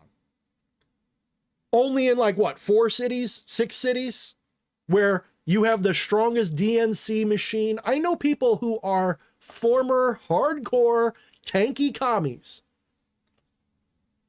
who saw the light a few years ago. They know damn well what the DC machine is because they've been fighting it too. You dig? You feel me? You Bernie bros out there, do you deny the DNC machine? You Bernie bros that have watched your guy get ripped off for years, have watched him have the popular support needed to be president or at least lead the party and have that rug yanked out from under him time and time again by the DNC, the establishment. And you're telling me they wouldn't cheat Trump, but they cheated your boy, but they wouldn't cheat Trump, right? And then the whole establishment says you can't question it. And if you do, you get penalized. It doesn't get any more obvious. You literally don't need any more proof. If you have any common sense at all, that's the only red flag you need to know. You know, people get really fucking stupid with this mentality that you need to prove things. It's like a purity spiral or something. People get really stupid. When there is something trying to hurt you or something that is trying to deceive you, it's going to be really hard to find proof of it. Do you think a hungry panther says, "Hi, little gazelle in the jungle, I'm coming to get you"? No, it sneaks up on your ass. Do you think crooked, corrupt, globalistic corporations and politicians are going to be like, "We're about to steal an election, here's the proof"? Do you think that proof is going to be easy to get? No, the proof, you have to look at the inverse to get the proof. You have to literally look not at what they're saying, but the fact that they're saying it. You have to invert your burden of proof in a sense that your proof can't be that you found evidence of it. You found evidence of them trying not to show it. So here's an example of that kind of proof, okay? Let's say I'm a cop and I've got a tip-off that someone's got, we'll say, illegal drugs or something in their house. So I go and they won't let me in the house. So I get a search warrant. And when I come back, I'm executing the search warrant. I want to investigate your house. We believe you have drugs. Everybody freeze. Get out. We're searching your house. And they slam the door, lock it, clack, clack, clack, clack, clack. And while you're beating it down, you hear them flushing shit down the toilet. Do you need to find the drugs to know that they had drugs or that they were at least... Come on.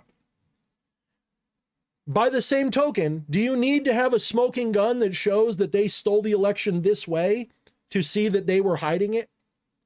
And that's at least proof enough for you to be skeptical and question it?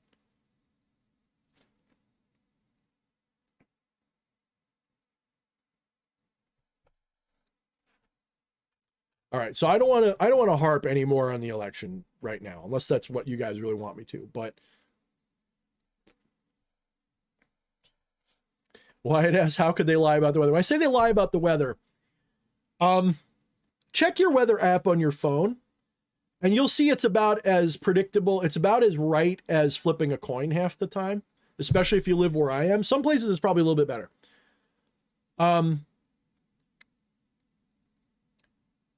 But the most obvious way to know when they're lying about the weather, they recently showed, like in UK weather maps, how they went from when it was a nice sunny day, they had a happy little sun, even if it was like high 90, happy little sun, and it looked great. Now it's this angry red with like frowny faces all over it. Like they're trying to, and they'll say because of climate change, it's 90 today. They're brainwashing people with, they're lying by structure, or they're indoctrinating by various methods. It's someone who's studied even a little bit of hypnosis or neurolinguistics. I can't watch television without getting cognitive dissonance, because I watch it, or maybe not cognitive, whatever, without getting uncomfortable, because I sit there and I go, they're fucking lying to me. I know they are. Not just because I have evidence but because I've learned to read between the lines. I'm not paranoid.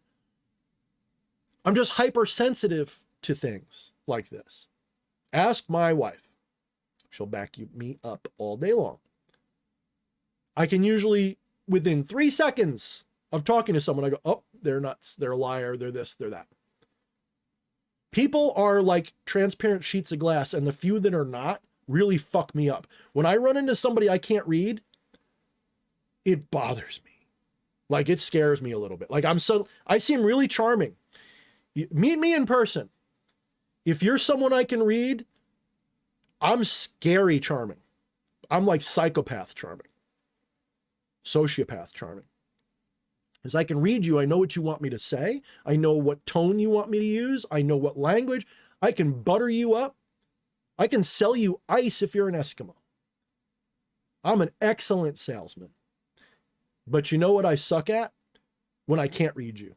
If I can't read you, I'm blind as hell. I don't know what to say. I'm nervous. I'm scared. Like literally, like I get fucked up. It's like going blind. I rely on it that much. Well, when I'm watching television, those anchors, they have a very forced poker face. They've been trained to lie to you and to give off as few signals that they're, well, that's a red flag, you're a liar. So then I pick up on the context, I pick up on the other cues, I pick up on the wording, what you object to. There's no method to it, it's intuitive. And I go, lie, truth, lie, truthful lie, lying truth, okay. And I just go, nope, can't trust a word you're fucking saying. Like last night, let's talk about it. If you watched the town hall last night, did you not pick up on that, I'm going to say poor woman, because she's probably, this is a career thing for her.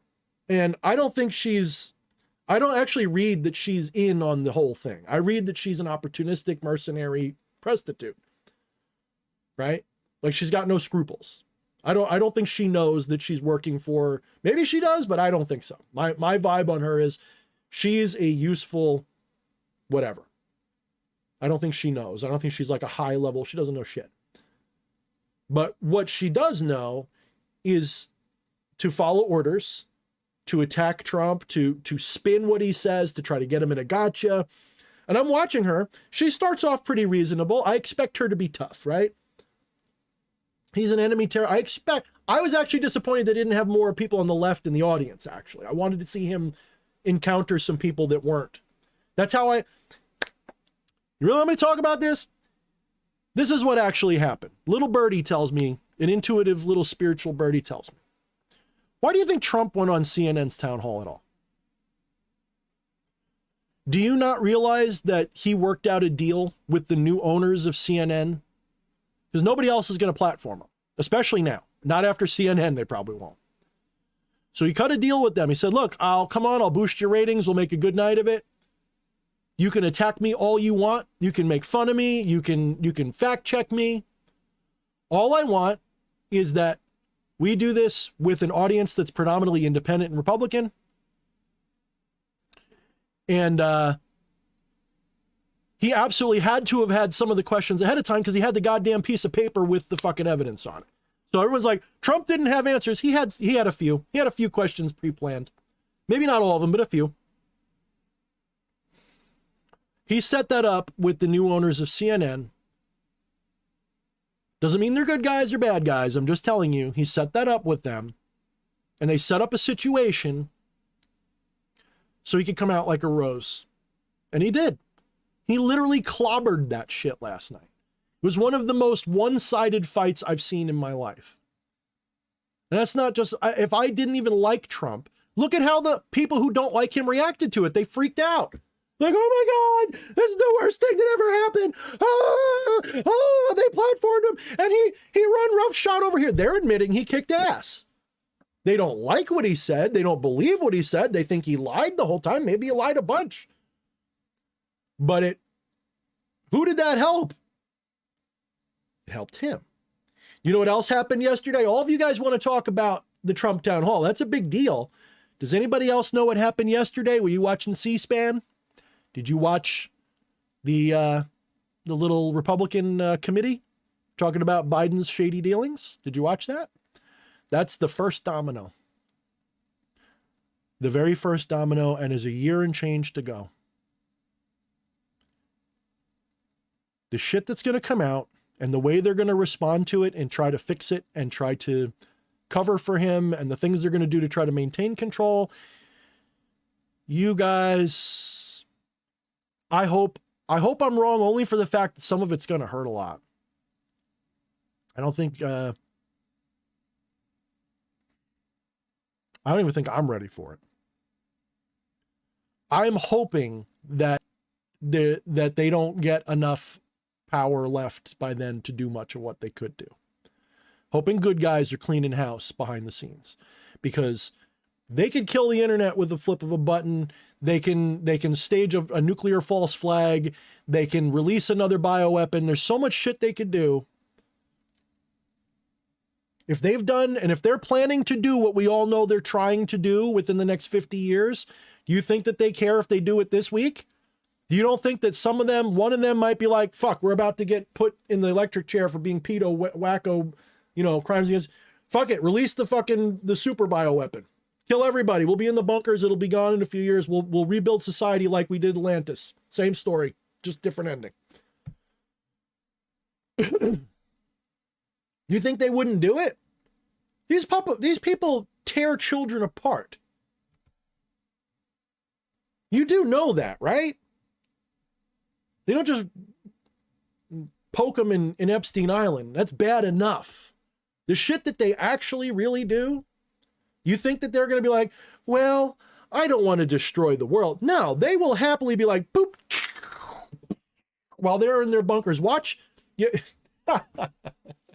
Dr. fucking Strangelove. You know why they put that movie out? Especially when they did? It was to set a precedent in the collective conscious that you can't trust conspiracy theorists. But at the same time, there's some truth to it. They got both sides going with that. Fucking brilliant. Because they actually brought up the whole fluoridation thing in there. The water fluoridation, which is... Water fluoridation comes from literally Nazi Germany. It was literally meant to be a way to keep the population pacified. It's not just an Alex Jones thing. Look it up. Same thing with Lyme disease. Oh, for fuck's sake, people. You guys just don't know. It sounds crazy because everything sounds crazy. The truth always sounds crazy when you live in the Matrix. When you live in Plato's cave, when somebody comes from the above and comes down and says, hey, do you know those shadows on the wall aren't real? You throw rocks at that motherfucker because he's obviously lying. They're right there. They're real. This is why it's so hard to know these things and be able to focus on anything else. Because I'm literally, it's like Cthulhu's real. He's rampaging around, destroying the planet, and everyone's going, oh, that was just a gust of wind. And like, the movie They Live, if you haven't seen the movie They Live, you need to see that movie. That movie is like perfect. It is a perfect metaphor for what's going on in every way.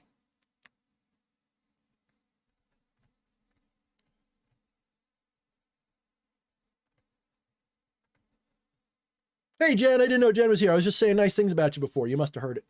Your soul must have heard me saying, Jen is good. We like Jen.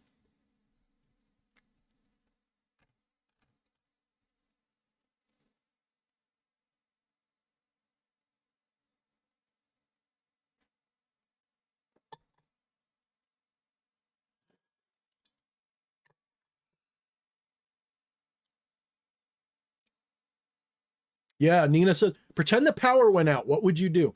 So ask yourself, I don't know how many of you guys live in an area where like you get, so like we occasionally get a hurricane that'll knock the power out for sometimes 2 or 3 weeks at a time. If you lost power for 3 weeks, what would you do? Are you guys, how many of you guys would be okay with that? What if everything went down? What if they shut the grid down? What if they shut down communications? What if most people aren't ready for that? The average person is not. Most people are not ready for the lights to go out and stay out. You know, it's not just a matter of we lose our tech. Like, let's say there was a solar flare and it knocked out the power grid forever, or for however long that would be. We get knocked back into like the Victorian age, right? Well, Victorian age isn't that bad, especially we'd be able to keep certain things. Our technology we'd still know how. So we'd still have a lot of things. We'd have a lot of problems because our industry would shut down, but we'd still know how, right? So somewhere people would still be using modern stuff. Some things would be hard. So it wouldn't be like it wouldn't be like a comet hitting us and killing us all. But the average person doesn't even know how to tie a knot in a piece of string to make a fishing line. I mean, literally just tie the knot for the hook. They think they just, the average person wouldn't even know how to set up a tarp to collect rainwater and filter it to drink it. It's easy. Do you know how to do that? Do you even have a clue? You don't even need a tarp. You could just use a towel and just let it capture it and just put a rock in the middle. So it's so easy, but people are, what do we do? The water doesn't work. And most of you guys would just drink that shit straight, wouldn't know to filter it. I don't mean most of you, but I mean the average person. The average person wouldn't know what to do.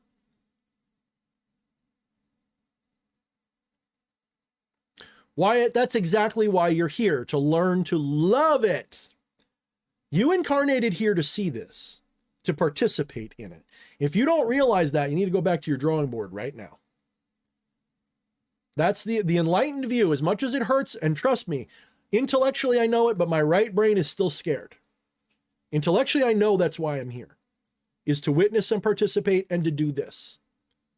I know that, maybe it's not as big as I imagined. Maybe I thought I'd be talking to hundreds and hundreds and hundreds of people or leading an army or something crazy when I was a kid. But if I'm talking to 20 or 30 people and I'm helping you through this and to see the truth and to get you so that you can do what needs to be done to fulfill your purpose, your reason, your intention for incarnating here, then you're welcome, but thank you because you give me purpose. Thank you. Xander, love you. Xander knows. Good post, Xander. I love what that's exactly right. Clean sand, sock, little bit of charcoal. But just clean sand's enough. Get a number 5 or number 10 bucket and fill that fucker with gravel sand. You can use some cloth in there if you want. You just need a few, just like a good foot of clean, pure clean sand like you'd get, and then you run water through that fucker. And just watch it. If it looks like it's discolored, don't drink it, but it'll get rid of pretty much all the worst shit. And if you're still worried about it, get yourself a glass jar, put your water in it, and sit it out in the sun. You can drink that. What you don't want to do is you drink it straight out of the sky. Even if you manage to catch it direct, there's a lot of weird shit in it. And you can actually get sick and die from it going off the trees. Like if you catch it off a tree drops, there's so much bird shit and other stuff in those trees. You're getting all kinds of nasty shit you don't think of. So just trust me. Once in a blue moon is fine, but if you got to live that way, you're going to get sick.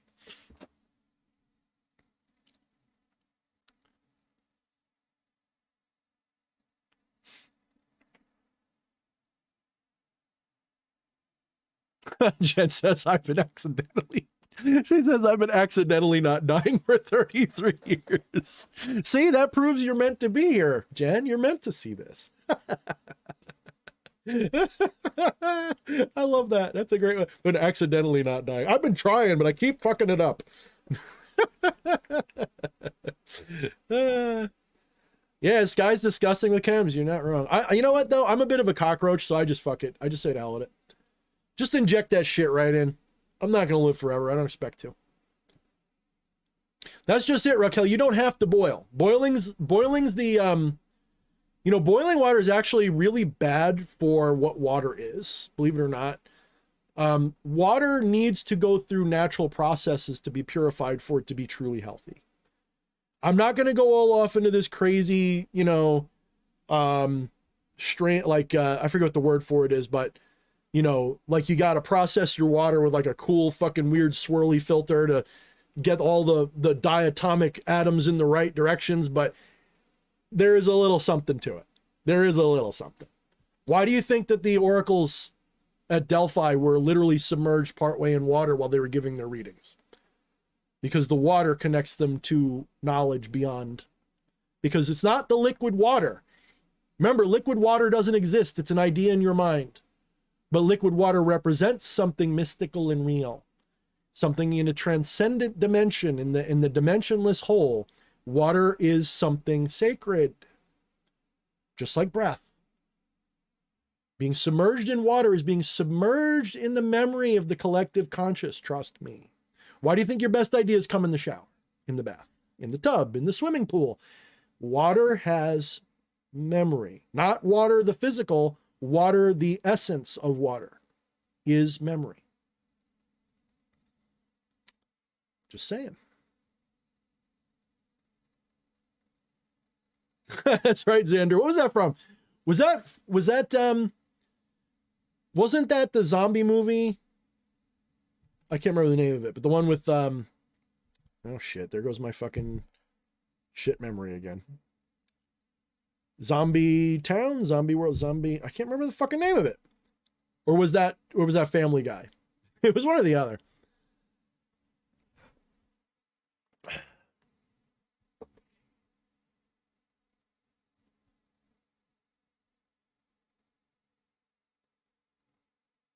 Yeah, salt baths are good too. Yep. Shungite's badass, yep. Zombieland, that's it. Thank you, Maiden. Zombieland, yeah.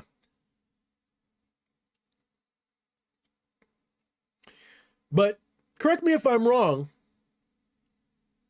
2 or 3 years ago when I was talking about this stuff, people ran for the hills. They hated it. I don't know. Have you guys noticed that a lot of those people are back or are on board now?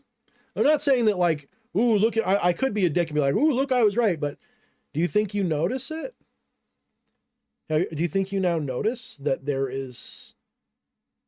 it's getting undeniable? It's getting really hard. When you watch people that don't believe in these conspiracy theory things, you notice how much crazier they're acting? Because the cognitive dissonance for them is off the charts. They can't handle what's being shown to them. They don't know what to do. It doesn't fit what they've been indoctrinated to believe. So they're getting really mentally disturbed. They're getting crazier. That's going to continue and continue until it reaches a climax. And I am worried about a lot of those people. The media, the propaganda, the division has broken them permanently. And I don't mean people just on the left. I'm talking about people on the left and the right. They're broken right now. This is why I'm afraid of blowback once this is over. Once this starts to completely go the other direction, innocent people on the other side that just didn't see the truth in time are going to get hurt bad. I'm not a doomer at all. I'm pretty confident. I'm like 80% confident, maybe more, that this is going to be, that the right side of history is going to win. And not in the long term necessarily just, but in the short term too. Next couple of years, the switch is happening. Astrologically, every sign is there. Sociologically, every sign and portent says that within the next 5 years tops, probably 2 or 3, the tide is going to be so shifted that it's going to be scary to watch. And that's not politics. That is history. That is, guys, don't you get it? You are literally going through year zero as if Christ is, you're literally going through the equivalent. Don't you get it? Everyone who's trying to put their heads in the sand and say nothing's happening, or I don't want to talk about it, or it's fucking scary. Open your eyes, please. Can you please open your eyes and please see how major this period, this is, even if it just stopped right now and became normal from this day forward, do you not see how meaningful and big and how much this is going to shape the next 2,000 years, just the last 5 years alone? Don't you? And I don't mean that like Trump, this, it's not about Trump. It's not about that. It's about, don't you see the outpouring? Don't you see it? You're not here. You're not here to endure this. You chose to be here to watch this. You are here to watch this, to take part in it, to help others through it. You are here to help awaken because people are becoming receptive to the truth. Now, let me tell you, this is something that I don't talk about often because it sounds woo. I know it sounds weird from a guy who talks about woo constantly, but there are some things I consider a little bit more woo than I like to say. But there's always a timeline split going on for you. Okay. Every moment is a timeline split. You can go any direction you want with your consciousness. But we are in right now like a fork in the road. Okay. This is like a singularity moment. This is a moment where there's like a divergent like crossroad. And there's an infinite number of possibilities in either one of the crossroads, but it's definitely a split. And right now, we are going right through the eye of that needle the next year or two. Some of you have already passed through it. Some of us are only starting to go into it because it's not an objective thing. Okay. This isn't cause and effect. This is reason and intention, and it's not cause and effect. It's not like there is one crossroad. It's a great divergence. Okay, instead of like this, think of it like that. Okay, there is a great big. There's two ways you can go. One is going to be going into tyranny forever and ever and ever, at least for the rest of the next 2,000 years of the Aquarian age. And the other one's going towards awake. So you have great reset on the one side and great awakening on the other. And a whole spectrum of possibilities between those two options. You've got a choice. You want to go to awakening land. You don't have to support Trump. What you have to do, you have to get out of the way, and you've got to try to help wake people up. You've got to try to get people to see their non-dual reality. You've got to try to get them to see each other as echoes of the same divine that you are. Think about it like this. I've said this before. It's one of my favorite sayings. Just like certain animals can recognize their reflection in the mirror, and only a few of them can. We're one of them. Only a certain number of humans can recognize their divinity reflected throughout the world. It's exactly the same principle, just a higher level one. Those who can recognize the divine reflecting back at them in everything, their goal isn't to beat some boogeyman. Sure, the boogeyman's still there. But the goal isn't to beat the boogeyman. The goal is to awaken the sleepers. You If you're listening to me and you don't hate everything I'm saying and you're on board with most of it, you can hate Trump. I don't care about that. I'd like you to support him, but you don't have to. What I want you to do, focus on waking people up spiritually right now. Focus on waking people up to their non-dual divinity. Focus on waking people up to freedom and human rights. You're not going to get it right all the time. You're going to lash out. I'm going to lash out. We're not done yet. I guarantee you, everything I'm saying right now will be contradicted by some action of mine in the future where I attack somebody who doesn't deserve it. You can take that to the bank. I'm not ashamed to tell you it. I'm afraid to deny it. You should be too. Be honest above all. Know your limits and know what you're capable of. I am capable of incredible hypocrisy. I am capable of literally having the best intentions and fucking you in the ass. In the worst possible way. I don't mean that in the fun way. Don't get your hopes up. I am capable of incredible weakness. I am capable of literally destroying the innocent, just as you are, all because I got mad. The difference is I'm mindful of these facts. I know my shadow. I know what it can do.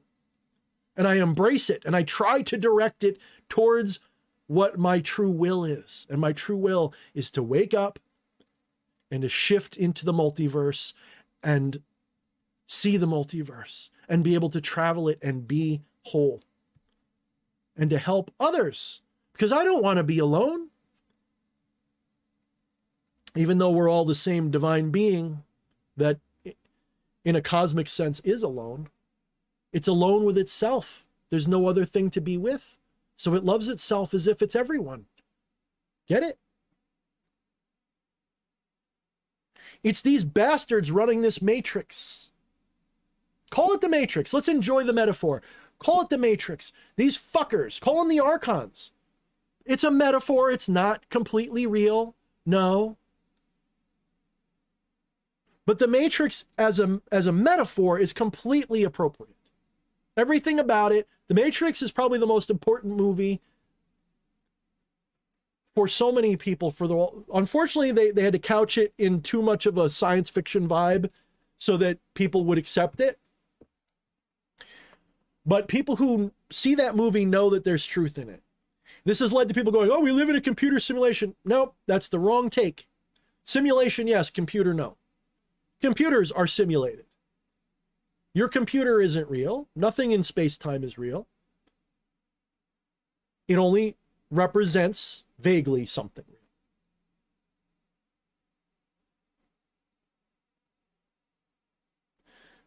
So the Matrix is a real idea. And it's basically the Gnostic idea. You know, the Matrix is basically Gnosticism, Platonism, and a little bit of non-dual shit sprinkled in for good measure. It's literally like all the Gnostic New Age stuff turned into a science fiction movie. And that's, I think, why Keanu does it. If you ever notice, like, the kinds of roles he likes to play messiahs, doesn't he?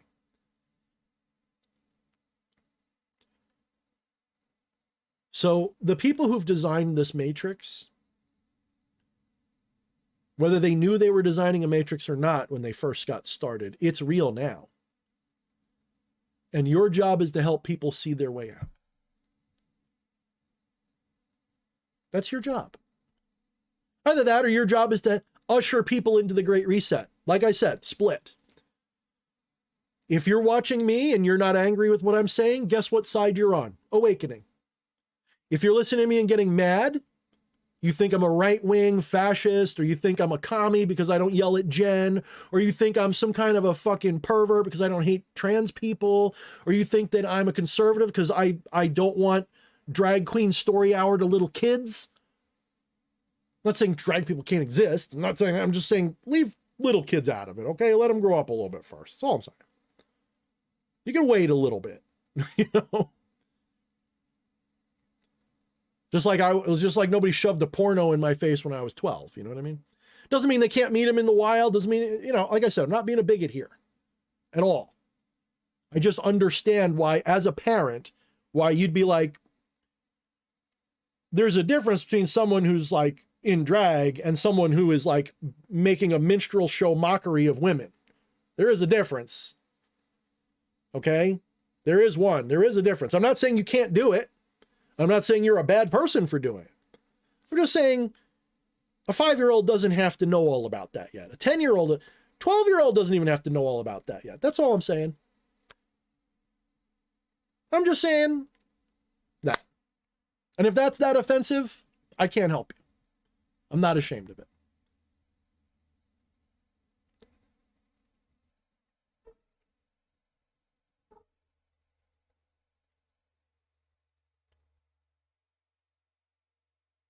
So people who are not getting uptight and angry about the general message, what I'm saying, you're on the side of the awakening, whether you know it or not. You might not agree with everything. You might not see eye to eye with everything, but you're on the side of the awakening. There are people, however, who are not. There are people who, they don't know it, but their job is to shepherd you into the reset, into the authoritarian hellscape that they have planned. And very soon, that eye of the needle is going to be behind you. It might already be behind you for most of you. Believe it or not. Because it has everything to do with your attachments. It doesn't have anything to do with your actions necessarily. Actions are important. But actions are an echo of attachments or lack thereof. Not the other way around. You can't do an action to detach yourself. Attachment has to be, it's an internal process. Actions are only a reinforcement or a validation of that attachment or lack thereof. You can't sit there and be like, I'm gonna do this practice or this action, and that's gonna make me no longer attached. You have to be detached.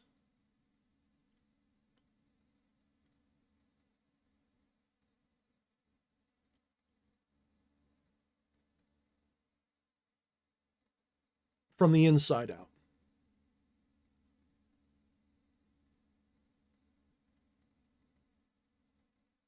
Exactly, Atropa. That's kind of my point. I'm not, like I said, I'm not saying a kid can't meet a drag queen or something. I'm saying that as someone who knows drag queens and has known them since I was 20-something, I think they're fun as fuck. I think they're great people, most by and large. Like, just like anybody, right? Fun as fuck, great. Do it. That's great. I love it. It's entertaining as hell. I'm not sitting here going, you can't exist or you're bad. I'm saying a burlesque show or someone who is outrageous for the sake of being outrageous to piss off conservatives and shit. That's not the right way to go about it. Maybe that's the way I should put it. Instead of saying it's like a moral issue, like the way I'm making it sound, it's not the right way to go about it. And in some cases, I question the intentions of people who think that they're being attacked because they can't talk to a kid about sex. That's all. If my kid was 8 years old and he encountered a drag queen in public, and this person was being, mature and decent, and they just were in drag or they were cross-dressing or they're trans or whatever, and my kid walked up and said hi and they talked, I wouldn't freak out. It wouldn't bother me in the slightest. That doesn't mean that I want a program at school, just like I wouldn't want a program at school with somebody teaching my kids about straightness. Does that compute a little better? What if I put it in that frame? I don't want someone coming to my school to talk to my kids about straightness either. Exactly, Jen. Whether you talk to them about it or not, they know. But my point is, it's not that they shouldn't be exposed to anything sexual. It's that there's a time and place. Parents should be in charge of that. And it shouldn't be a spectacle. It shouldn't be like this. I don't want my kids exposed to straight groomers either. I've got a really good way of putting this that I don't see anybody using. So if you like what I'm about to say, feel free to use it. Just try not to judge me here. Okay. Try to listen to what I'm saying. Try to listen to the context, not the content, right? My context is noble. My content may be shaky because it's hard to find the right words, especially in this political minefield we're in. But when we're talking about this issue, some of you guys, especially if you're Gen X or older, like Jen's probably going to get what I'm saying pretty quick. Atropa and Nina, I know you guys will probably get pretty good what I'm about to say.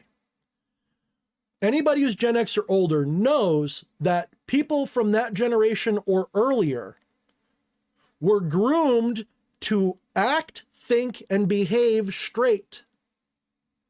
You know, if you got a boomer or older person in your life who's gay, half the time they were closeted, acted straight. They might have had a kid, but meanwhile, they fucking hate the opposite sex for sex. They went all in on acting cis and normal. Now, that's wrong. To force people who are LGBTQ whatever to act straight because society can't handle it, or whatever conservative pearl clutching bullshit reason, that was wrong. To punish your child for being gay, for abusing them, for doing all these things to make them straight because they thought this was a choice and God had damned them or something, that was evil as fuck. So I'm arguing, don't do the extreme opposite in reverse out of some misguided sense of justice. Leave the fucking kids alone. And if a parent is a bigoted asshole and teaching their kid to be a bigoted asshole, well, maybe we can figure out a way to deal with that. That's a different thing. There's only so much society can do without overstepping the boundaries of freedom. That cuts both ways. If some parent thinks that the right thing to do is to expose kids to this stuff, well, on the one hand, being a libertarian, my line in the sand is actually really close to me on that one. I don't like it, but it's not my kid. What I don't want is for people to be ostracized for not liking it. And I don't want people to be accused of being a bigot because they think, well, you know what? I don't want my 7-year-old to be taught how to tuck their penis or something.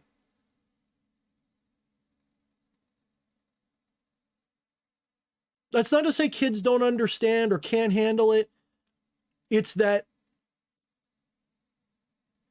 this has become a sacrament.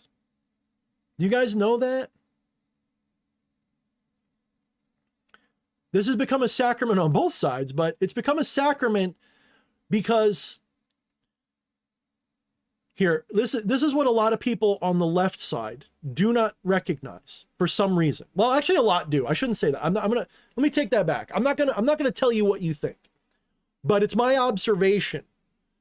It looks like a lot of people on the left do not recognize that a lot of that stuff is being used by corporations and these government assholes, whatever you want to call them, New World Order. They're hiding behind the LGBTQ community like a human shield. And they're treating those people. They're treating them.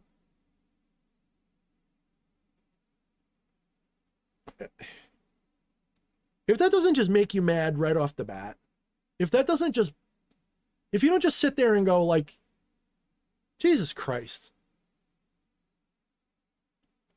You think they have a whole month of rainbow flags because they like that? You think they're doing that for you? They hate you. They're hiding behind you. Yes, Jen, it's also outrage marketing. They hate you. They don't care about you. They want to normalize or act like it's normal for another reason, because as this comes out, as the Epstein Island shit explodes, and every single politician has a little kid in their closet, they want to be able to be like, oh, it's not that bad. Look, half of you guys do it too. It's part of the rainbow thing now. Yeah, it's the, what do they call it? Mutual, minor attracted person. And the sick part is, to a certain degree,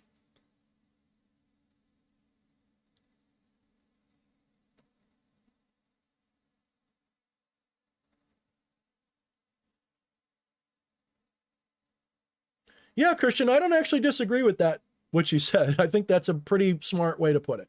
That doesn't mean I agree with where you draw your line on it every time, but I don't have to, because I agree with the premise. You know, peace is a virtue only providing that peace is, you know, like you don't make peace with a rabid dog eating you. You know? Well, it's a rabid dog, but it would be wrong to attack it. No, dude, I'm not that kind of pacifist. I'm a pacifist that I don't attack unless I really have to.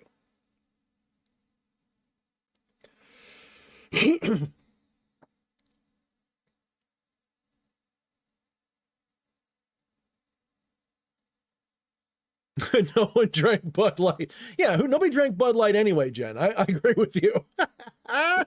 Fuck, it's not even because they put that Dylan Mulvaney thing. If you guys can't recognize a psyop, I can't help you. That is so obvious, and it got everybody worked up. Here's the whole game plan, right? Here's the okay. You want to know the other reason they're doing the rainbow capitalism? They're trying to get conservatives worked up to attack the LGBTQ community. And they're trying to get the LGBTQ community to be revved up and attack back and defensive. They're trying to cause a gender trans war. And it worked. It actually worked. The trans wars are going to be the race wars, like the race wars of 2020 are going to be the trans wars of 24. I'm going to put that as a 60% probability. Watch, 2024, the riots will be about trans shit and LGBTQ issues. And it's probably going to be because a lot of Christian conservatives are probably going to, maybe they'll have some blowback, or maybe they'll get attacked again. Look, they haven't released the manifesto of the person who shot up the Nashville school. Why?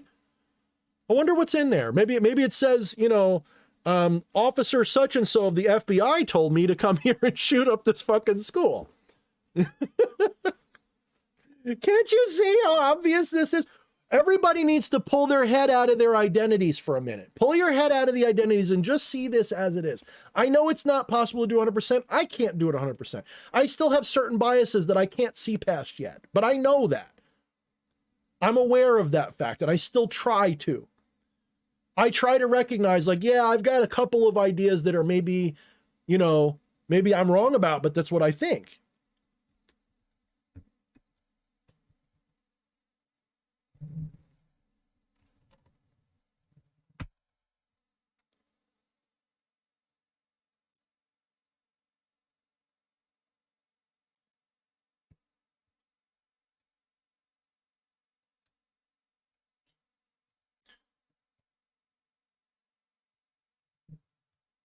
I'm reading your comments. If I seem zoned out, I'm reading your comments. I'm glad most of you guys are getting my point, because I am not, look, when push comes to shove, even a lefty crazy, you know, and I say that with joking love, even the most extreme, you know, ideologue on the left, if they're not being violent and they're not, like, I don't want anything to happen to you. I don't want this blowback to come back on you. I want you to realize as best as possible what is sane and rational, and not to be crazy and not to, but I know that there's going to be blowback soon, and there's going to be innocent people who didn't do anything except be rainbow or left or whatever. And as mad as I am at that whole side for falling for all this, I'm mad at the other side just as much for falling for it too. This is why when I say, oh, I'm on the Trump team, I don't sit there going, rah, rah. I wish to hell there was a better option. Archons and Aeons. So Archons are sort of like the fallen mirror of an Aeon, but Aeons are... Part of the problem with Gnosticism is its cosmology and metaphysics is a little bit in the, you know, superstitious category. It's meant to be symbolic, and it's actually derivative of Neoplatonism. So all of those aeons are high-level archetypes, almost synonymous with Sephirah. Okay? So the Sephirah of the Kabbalah is almost the same in a lot of ways to the aeons. Very similar concept. In fact, one could say they're the same exact. Some of them sound the same. Wisdom, for example, Sophia. It's not just a girl's name. Sophia means wisdom. Okay? And it's one of the furthest but still divine emanations, aeons, of the monad, God. The demiurge was the final emanation, but it wasn't an emanation of the source or the monad. It was an emanation, depending upon your tradition. It's always from Sophia, but it's either Sophia alone, and that's why you got the demiurge, or Sophia and Lucifer made it. But I like the other version, because the idea was that the demiurge wasn't balanced. It was supposed to be a union between Lucifer and Sophia. Lucifer meaning light bringer, Sophia meaning wisdom. Wisdom is the feminine, light bringing is the masculine, and you get enlightenment. So what was supposed to happen is they were supposed to emanate together and produce a pure, beautiful material world. What ended up happening was Sophia, according to the mythology, decided to emanate on her own. This led to the abomination of the demiurge, which is a shadowy figure, not a light figure, right? It's an unclean, it's a imperfect. Now, some Gnostic traditions say the demiurge isn't bad, it's just misguided. That's closer to the Platonic version. Remember, Gnosticism is basically Platonism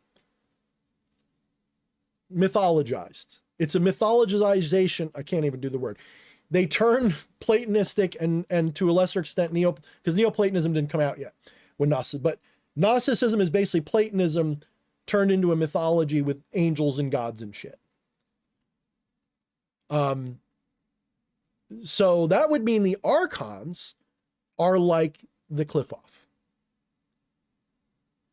And the archons are like, just like all the Sephirah have spirits that are personifications of it or representations of it, whatever, masks for it. The archons are like the deities of the Qliphoth. This is a Gnostic tradition, mind you. Now, different traditions of Gnosticism reflect on this a little differently. Like I said, some treat the demiurge as pure evil, and they mean it in the more colloquial sense of evil. Others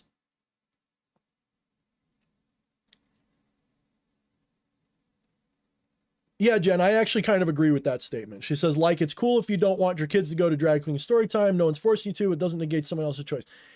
I lean into it depending upon the age. We're talking like a 6-7-year-old, and it depends on if they're just meeting someone who's drag and trans, I don't think that's a big deal. Like, why would that be a big deal? I don't get it. But if they're like a clown about it, if they're sitting there like, this is a dildo, like, and I'm not saying that happens. Like, look, I talk to plenty of people about this, and we say, where are these people? I've never met one. Like, Jen, why defend people that we never meet? That are like a fraction of 1% of 1%. I don't know any trans or drags people who are sitting there going, I can't wait to talk to kids about this stuff. I've never met one like that. So why are we, I think what I'm really getting at with that whole issue, and I missed the mark, I didn't really say what I was trying to get at. I was eventually going to get to that point, is we're talking about a couple of people, right? We're talking about a very small number of people that insist that they should be able to talk to your kids about this shit. But they get attacked, and so everybody who's in that spectrum feels attacked with them. They circle ranks to defend them, and vice versa. Everybody circles ranks on the other side and attacks them because they're all sort of, it's just divisive. Most people would agree it's not happening in that big of a number. You have a few high-profile cases of burlesque shows and drag stream whatever. You have a few high-profile cases, a couple dozen kids. I think it's wrong, but it's a couple dozen kids. It's 2 or 3 events. It's not something to... It's like the gun issue. They make this whole big stink about the gun issue when it's like not that big of a... It's just not. I'm not trying to minimize the loss of people who died. That's usually how people... Oh, you're minimizing... No, I'm saying that... Come on a scale of 1 to 10, you have cars and medical malpractice and medication killing hundreds of thousands of people every year. Then you got guns that they're trying to demonize. Well, the same thing applies to this trans issue. On the other side, you've got a couple of extremists on both sides attacking each other, making everybody crazy in the middle.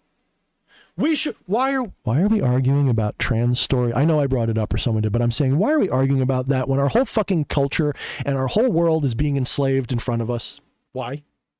Why is this the big issue? Bud Light cans and this, yes, I brought it up or someone did and I responded to it. I get it. I'm harping on it. I'm playing into it. I get it. Bad on me. But why is that the focal point when you have these motherfuckers, literally fucking kids on islands, literally taking your money and going to war left and right, planning to enslave, kill you, put you in these... This is not the issue. It's not. It made me mad a couple years ago, but it's like, it's not the fucking... We can fight over that later. We can literally fight over Drag Queen Story Hour in 5 years after the New World Order is fully exposed and taken down. You want to fight about it then? I'm with you. I don't know. Maybe I'll change my... I don't know. I might just not care. It's not my fight. I don't give a shit that much. Part of the reason I care is because it's worked into a whole tapestry of issues that I know that the New World Order is pushing. The New World Order is pushing the Drag Queen Story Hour for whatever reason. And so I'm opposed to it because I'm a little tribal that way, because I like my freedom and I don't trust them what they're doing. If they tell me water's wet, I'm going to check. Exactly, in a nurture. And I'm falling for it too. Look, I have an IQ of 140 and I can read people's brains basically, and I still fall for psyops. Okay. It's not like I'm perfect. I'm not presenting that to you and I'm not trying to, it's just, it drives me crazy.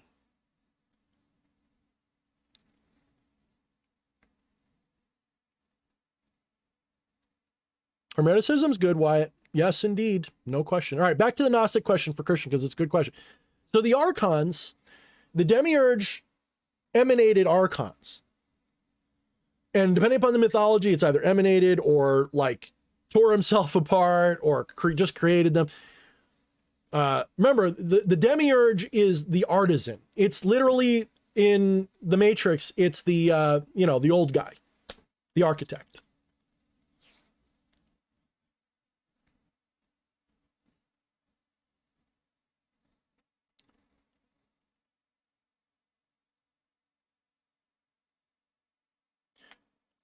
And so they create, or I should say the demiurge creates these archons. Now, that's the mythology, right? Let's step back from the mythology a little bit and put it over here like as it's no longer in us, or we're not in it. Excuse me.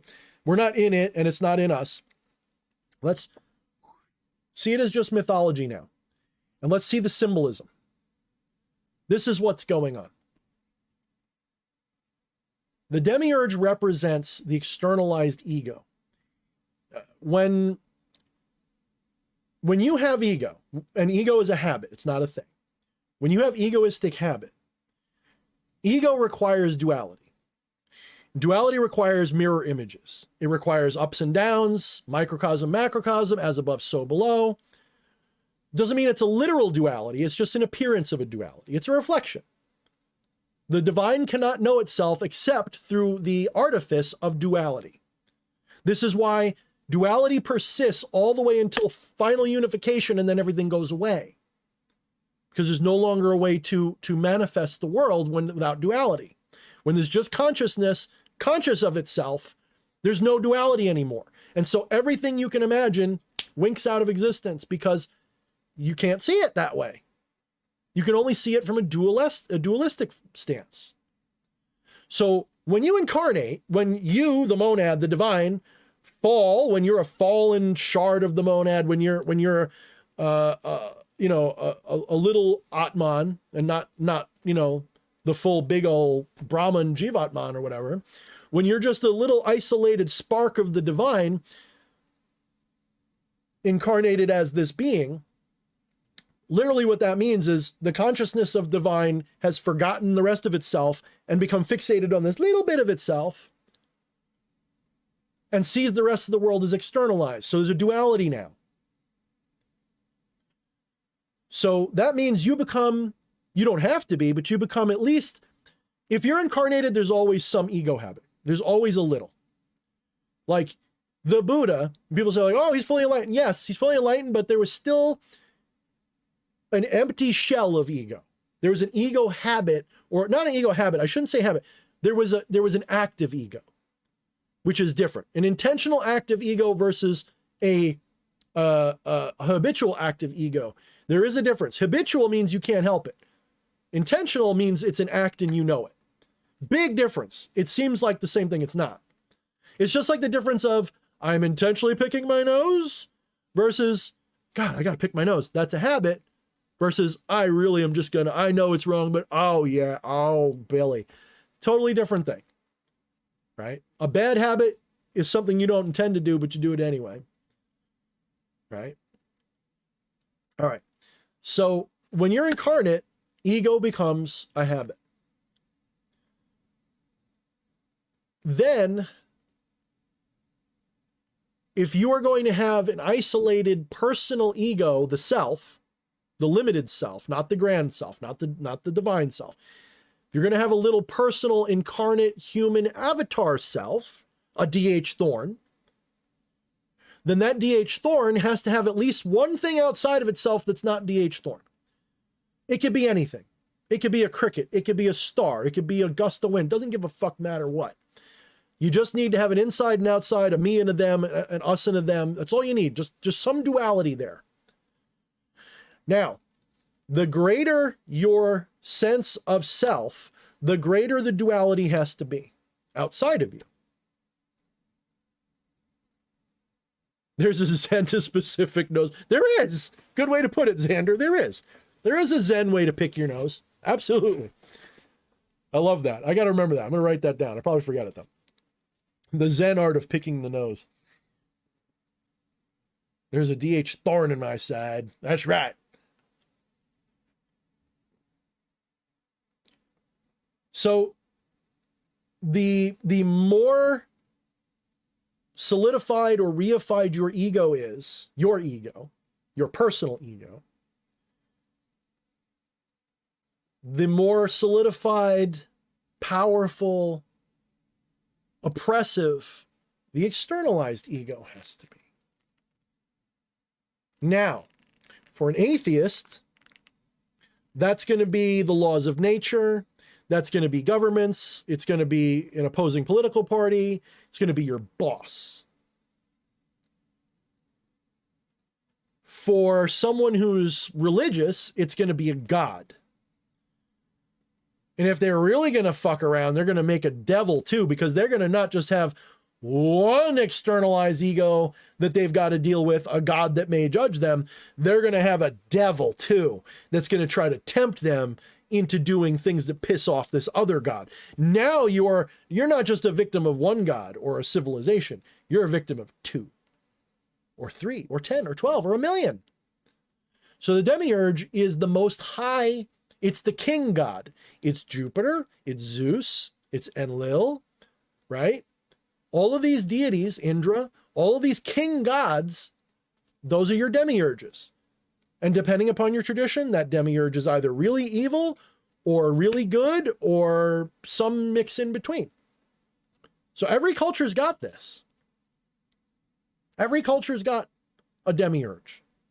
They just don't call it that. Every culture has an architectural demiurge that shapes the externalization of ego. Every person has a demiurge in their life. I don't care how enlightened you are. unless you're all the way enlightened and you're pretty much just here until you're dead, like they say the Buddha was, you've got a demiurge. You've got a personal demiurge. And if you are really beginner and you haven't transcended shit, then you probably feel like a victim and the world's out to get you, and there's a God that hates you or a God that loves you, and there's a government that's blah, blah, blah, blah, blah, blah, blah. And then as you transcend that ego, your demiurges change. They become less and less externalized, more and more internalized. So in other words, the demiurge and the personal ego collide. And you realize they're the same thing. And then you can get rid of it. It's the only way. If you're trying to beat a demiurge outside of you, you're never getting away. You have to recognize that you hate Yahweh, for example. You're like some Satanist or whatever.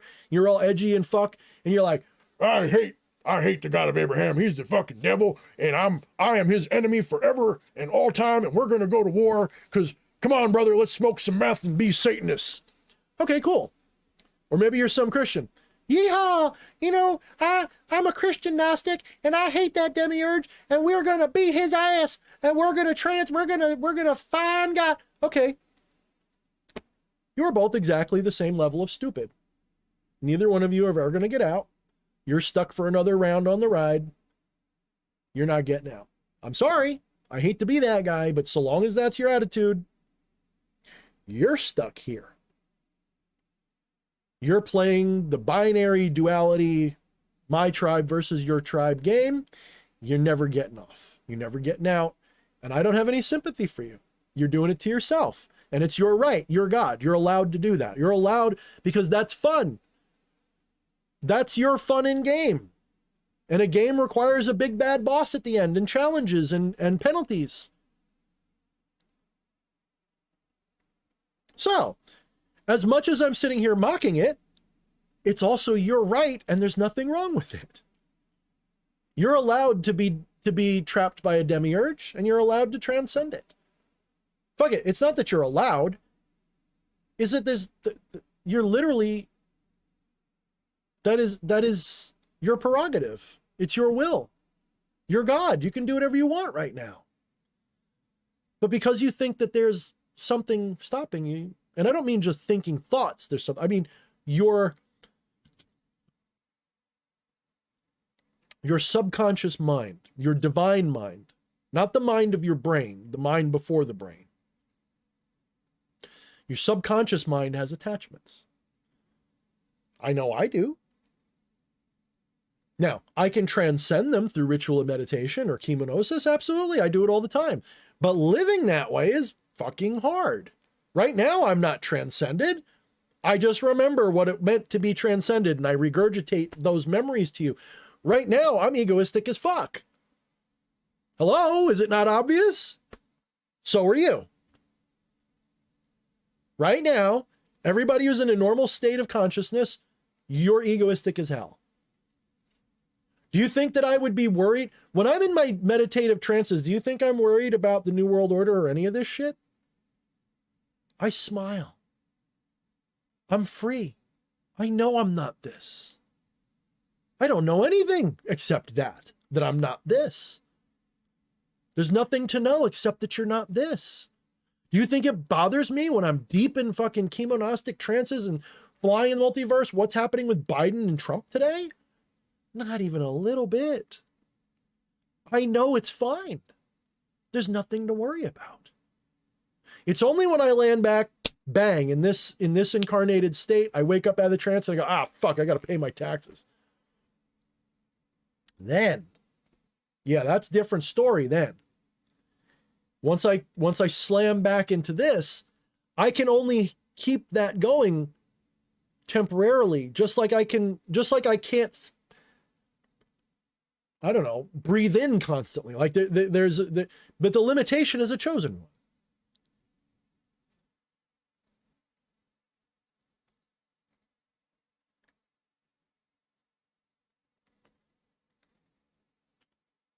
So, yeah, this is why people are like, oh, Thorne's not enlightened. He's worried about, I never said I was enlightened right now. Enlightenment isn't a permanent state for most people ever. A few people have pulled it off, I suppose, but I wasn't there. I wasn't there to judge, so I don't know. The story goes that people like Jesus and Buddha and a few others, you know, Hermes, Thoth, whatever, some of these beings were enlightened. Sure. And maybe they made it. Maybe they hit complete and total moksha enlightenment forever and ever and ever. Cool. I think that's a bit of a fucking red herring, wild goose chase, though.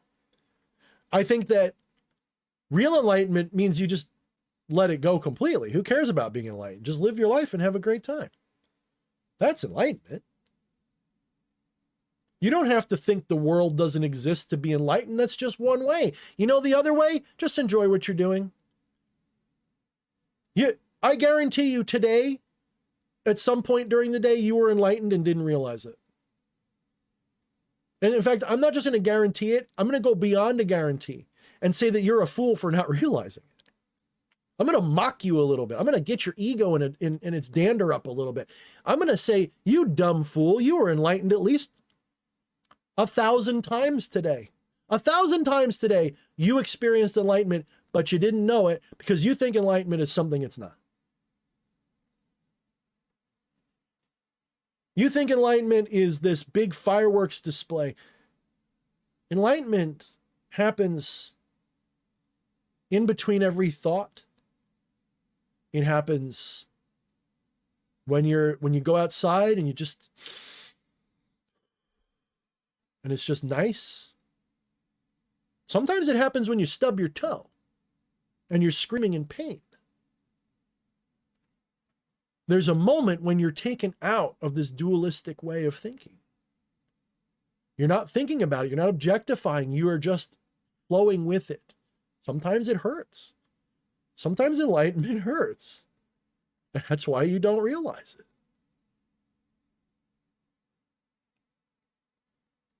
I'm not making this up. I guarantee you that if you go find a Zen master and ask him if what I just said had any bearing on truth. They might quibble over a few little details. I guarantee you they're going to say the same thing. And if they're not, run away. They're just trying to get you into their religion. You know why this is why they have you doing all the meditations, because they want you to eventually give up. And in giving up, if you give up because you know, then you're really enlightened. If you give up because you just quit, that's still a form of enlightenment. They win either way.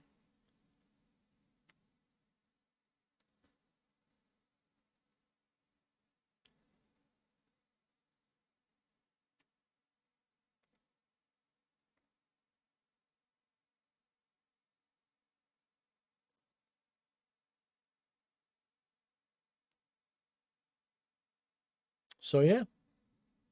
Let's see what time we got left, because I think I'm running out of steam here. Yeah, we're pretty much done. So Wyatt, you're going to be happy because I'm actually going to cut it right about here. So everybody who's been here for all this, I appreciate all of you. And I'm sorry if anything I said triggered you. I don't think it did. Most of the people that are here, I think I've weeded out all the assholes. I think I've managed to speak my mind long enough that people who don't have open minds or can't understand or easily get offended by different ideas, or whatever, I think all those assholes are gone. I think most of them they're not coming back. God damn it, Ninurta, that's one of my favorite movies. I just watched it with Fleshy he never saw it. I made him watch it the other day. I don't know if he loved it as much as I do.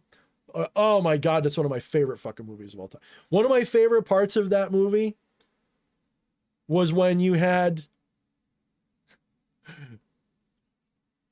the actual black guy role-playing a guy who's obsessed with Asian stuff, trying to act extra black for a bunch of Asian guys who are acting black.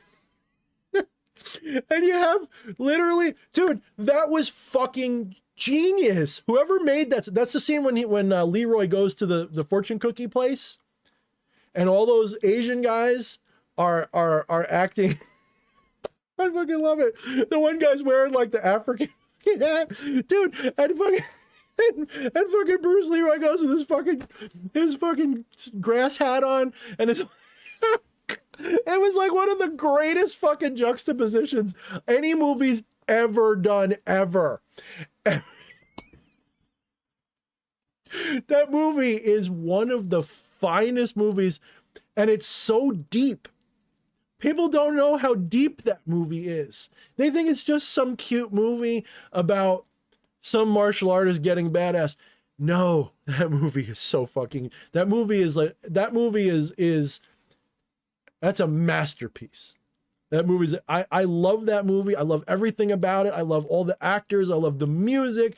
I love dude, in the 90s when I was a teenager, that movie was already a little bit old. That movie was my jam. Like I literally,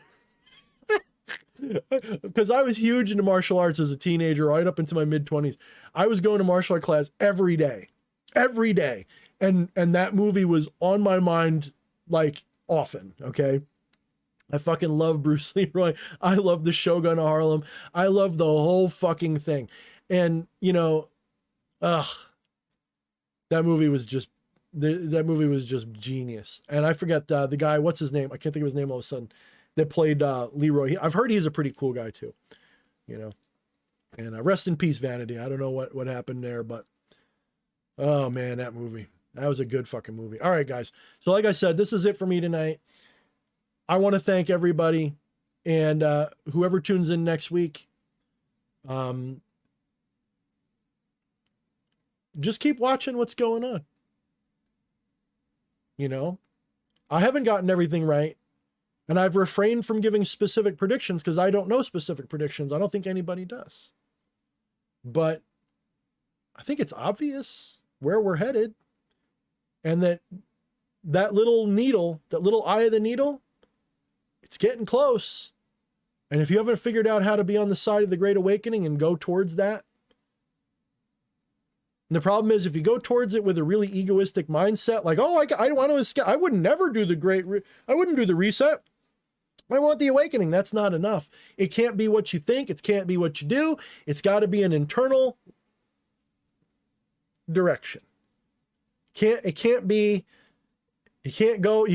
into the Great Awakening with fear. You've got to be fearless. It's got to be beyond trusting. And I know this because I'm starting to know how this is going to turn out. Not specific, but contextual. I know contextually where this is going. I know it. I'm a little bit trying to convince myself, if I'm being honest with you, but I know it. I know it enough that I feel I'll be shocked if it doesn't go the way I think. Like I said, 80%. So, good enough. Means I'm leaning the right way to catch that little needle hole. So, you can't be doing this egoistically. You got to go into this with love. You got to go into this with a recognition that not everybody's going to make it into the Great Awakening. You've got to be okay with that. You got to be okay with the idea that some people are going to go to hell on earth. And some people are going to see the birth of a new reality. You incarnated here to see this. Why do you think there's so many extra people on the planet? Think about it. Why do you think there's so many extra people on the planet right now? Everybody incarnated to see this, to be part of it. It's not just because people were fucking. That's just how they got here. That's not why they're here. And the population will fall off 20, 40s, or 50s no matter what we do anyway. Meaning it'll be over. And even if you do go into the Great Reset side, you're not going to live forever anyway. Not as this person. This is temporary. And if that helps you to get on the right path that's right for you, you'll be fine. All right, guys, I mean it. Good night. I will check you all next week. Thank you so much. I love everybody who deserves love, and I hate everybody who deserves hate. Thank you for being here. We shall talk again very, very soon.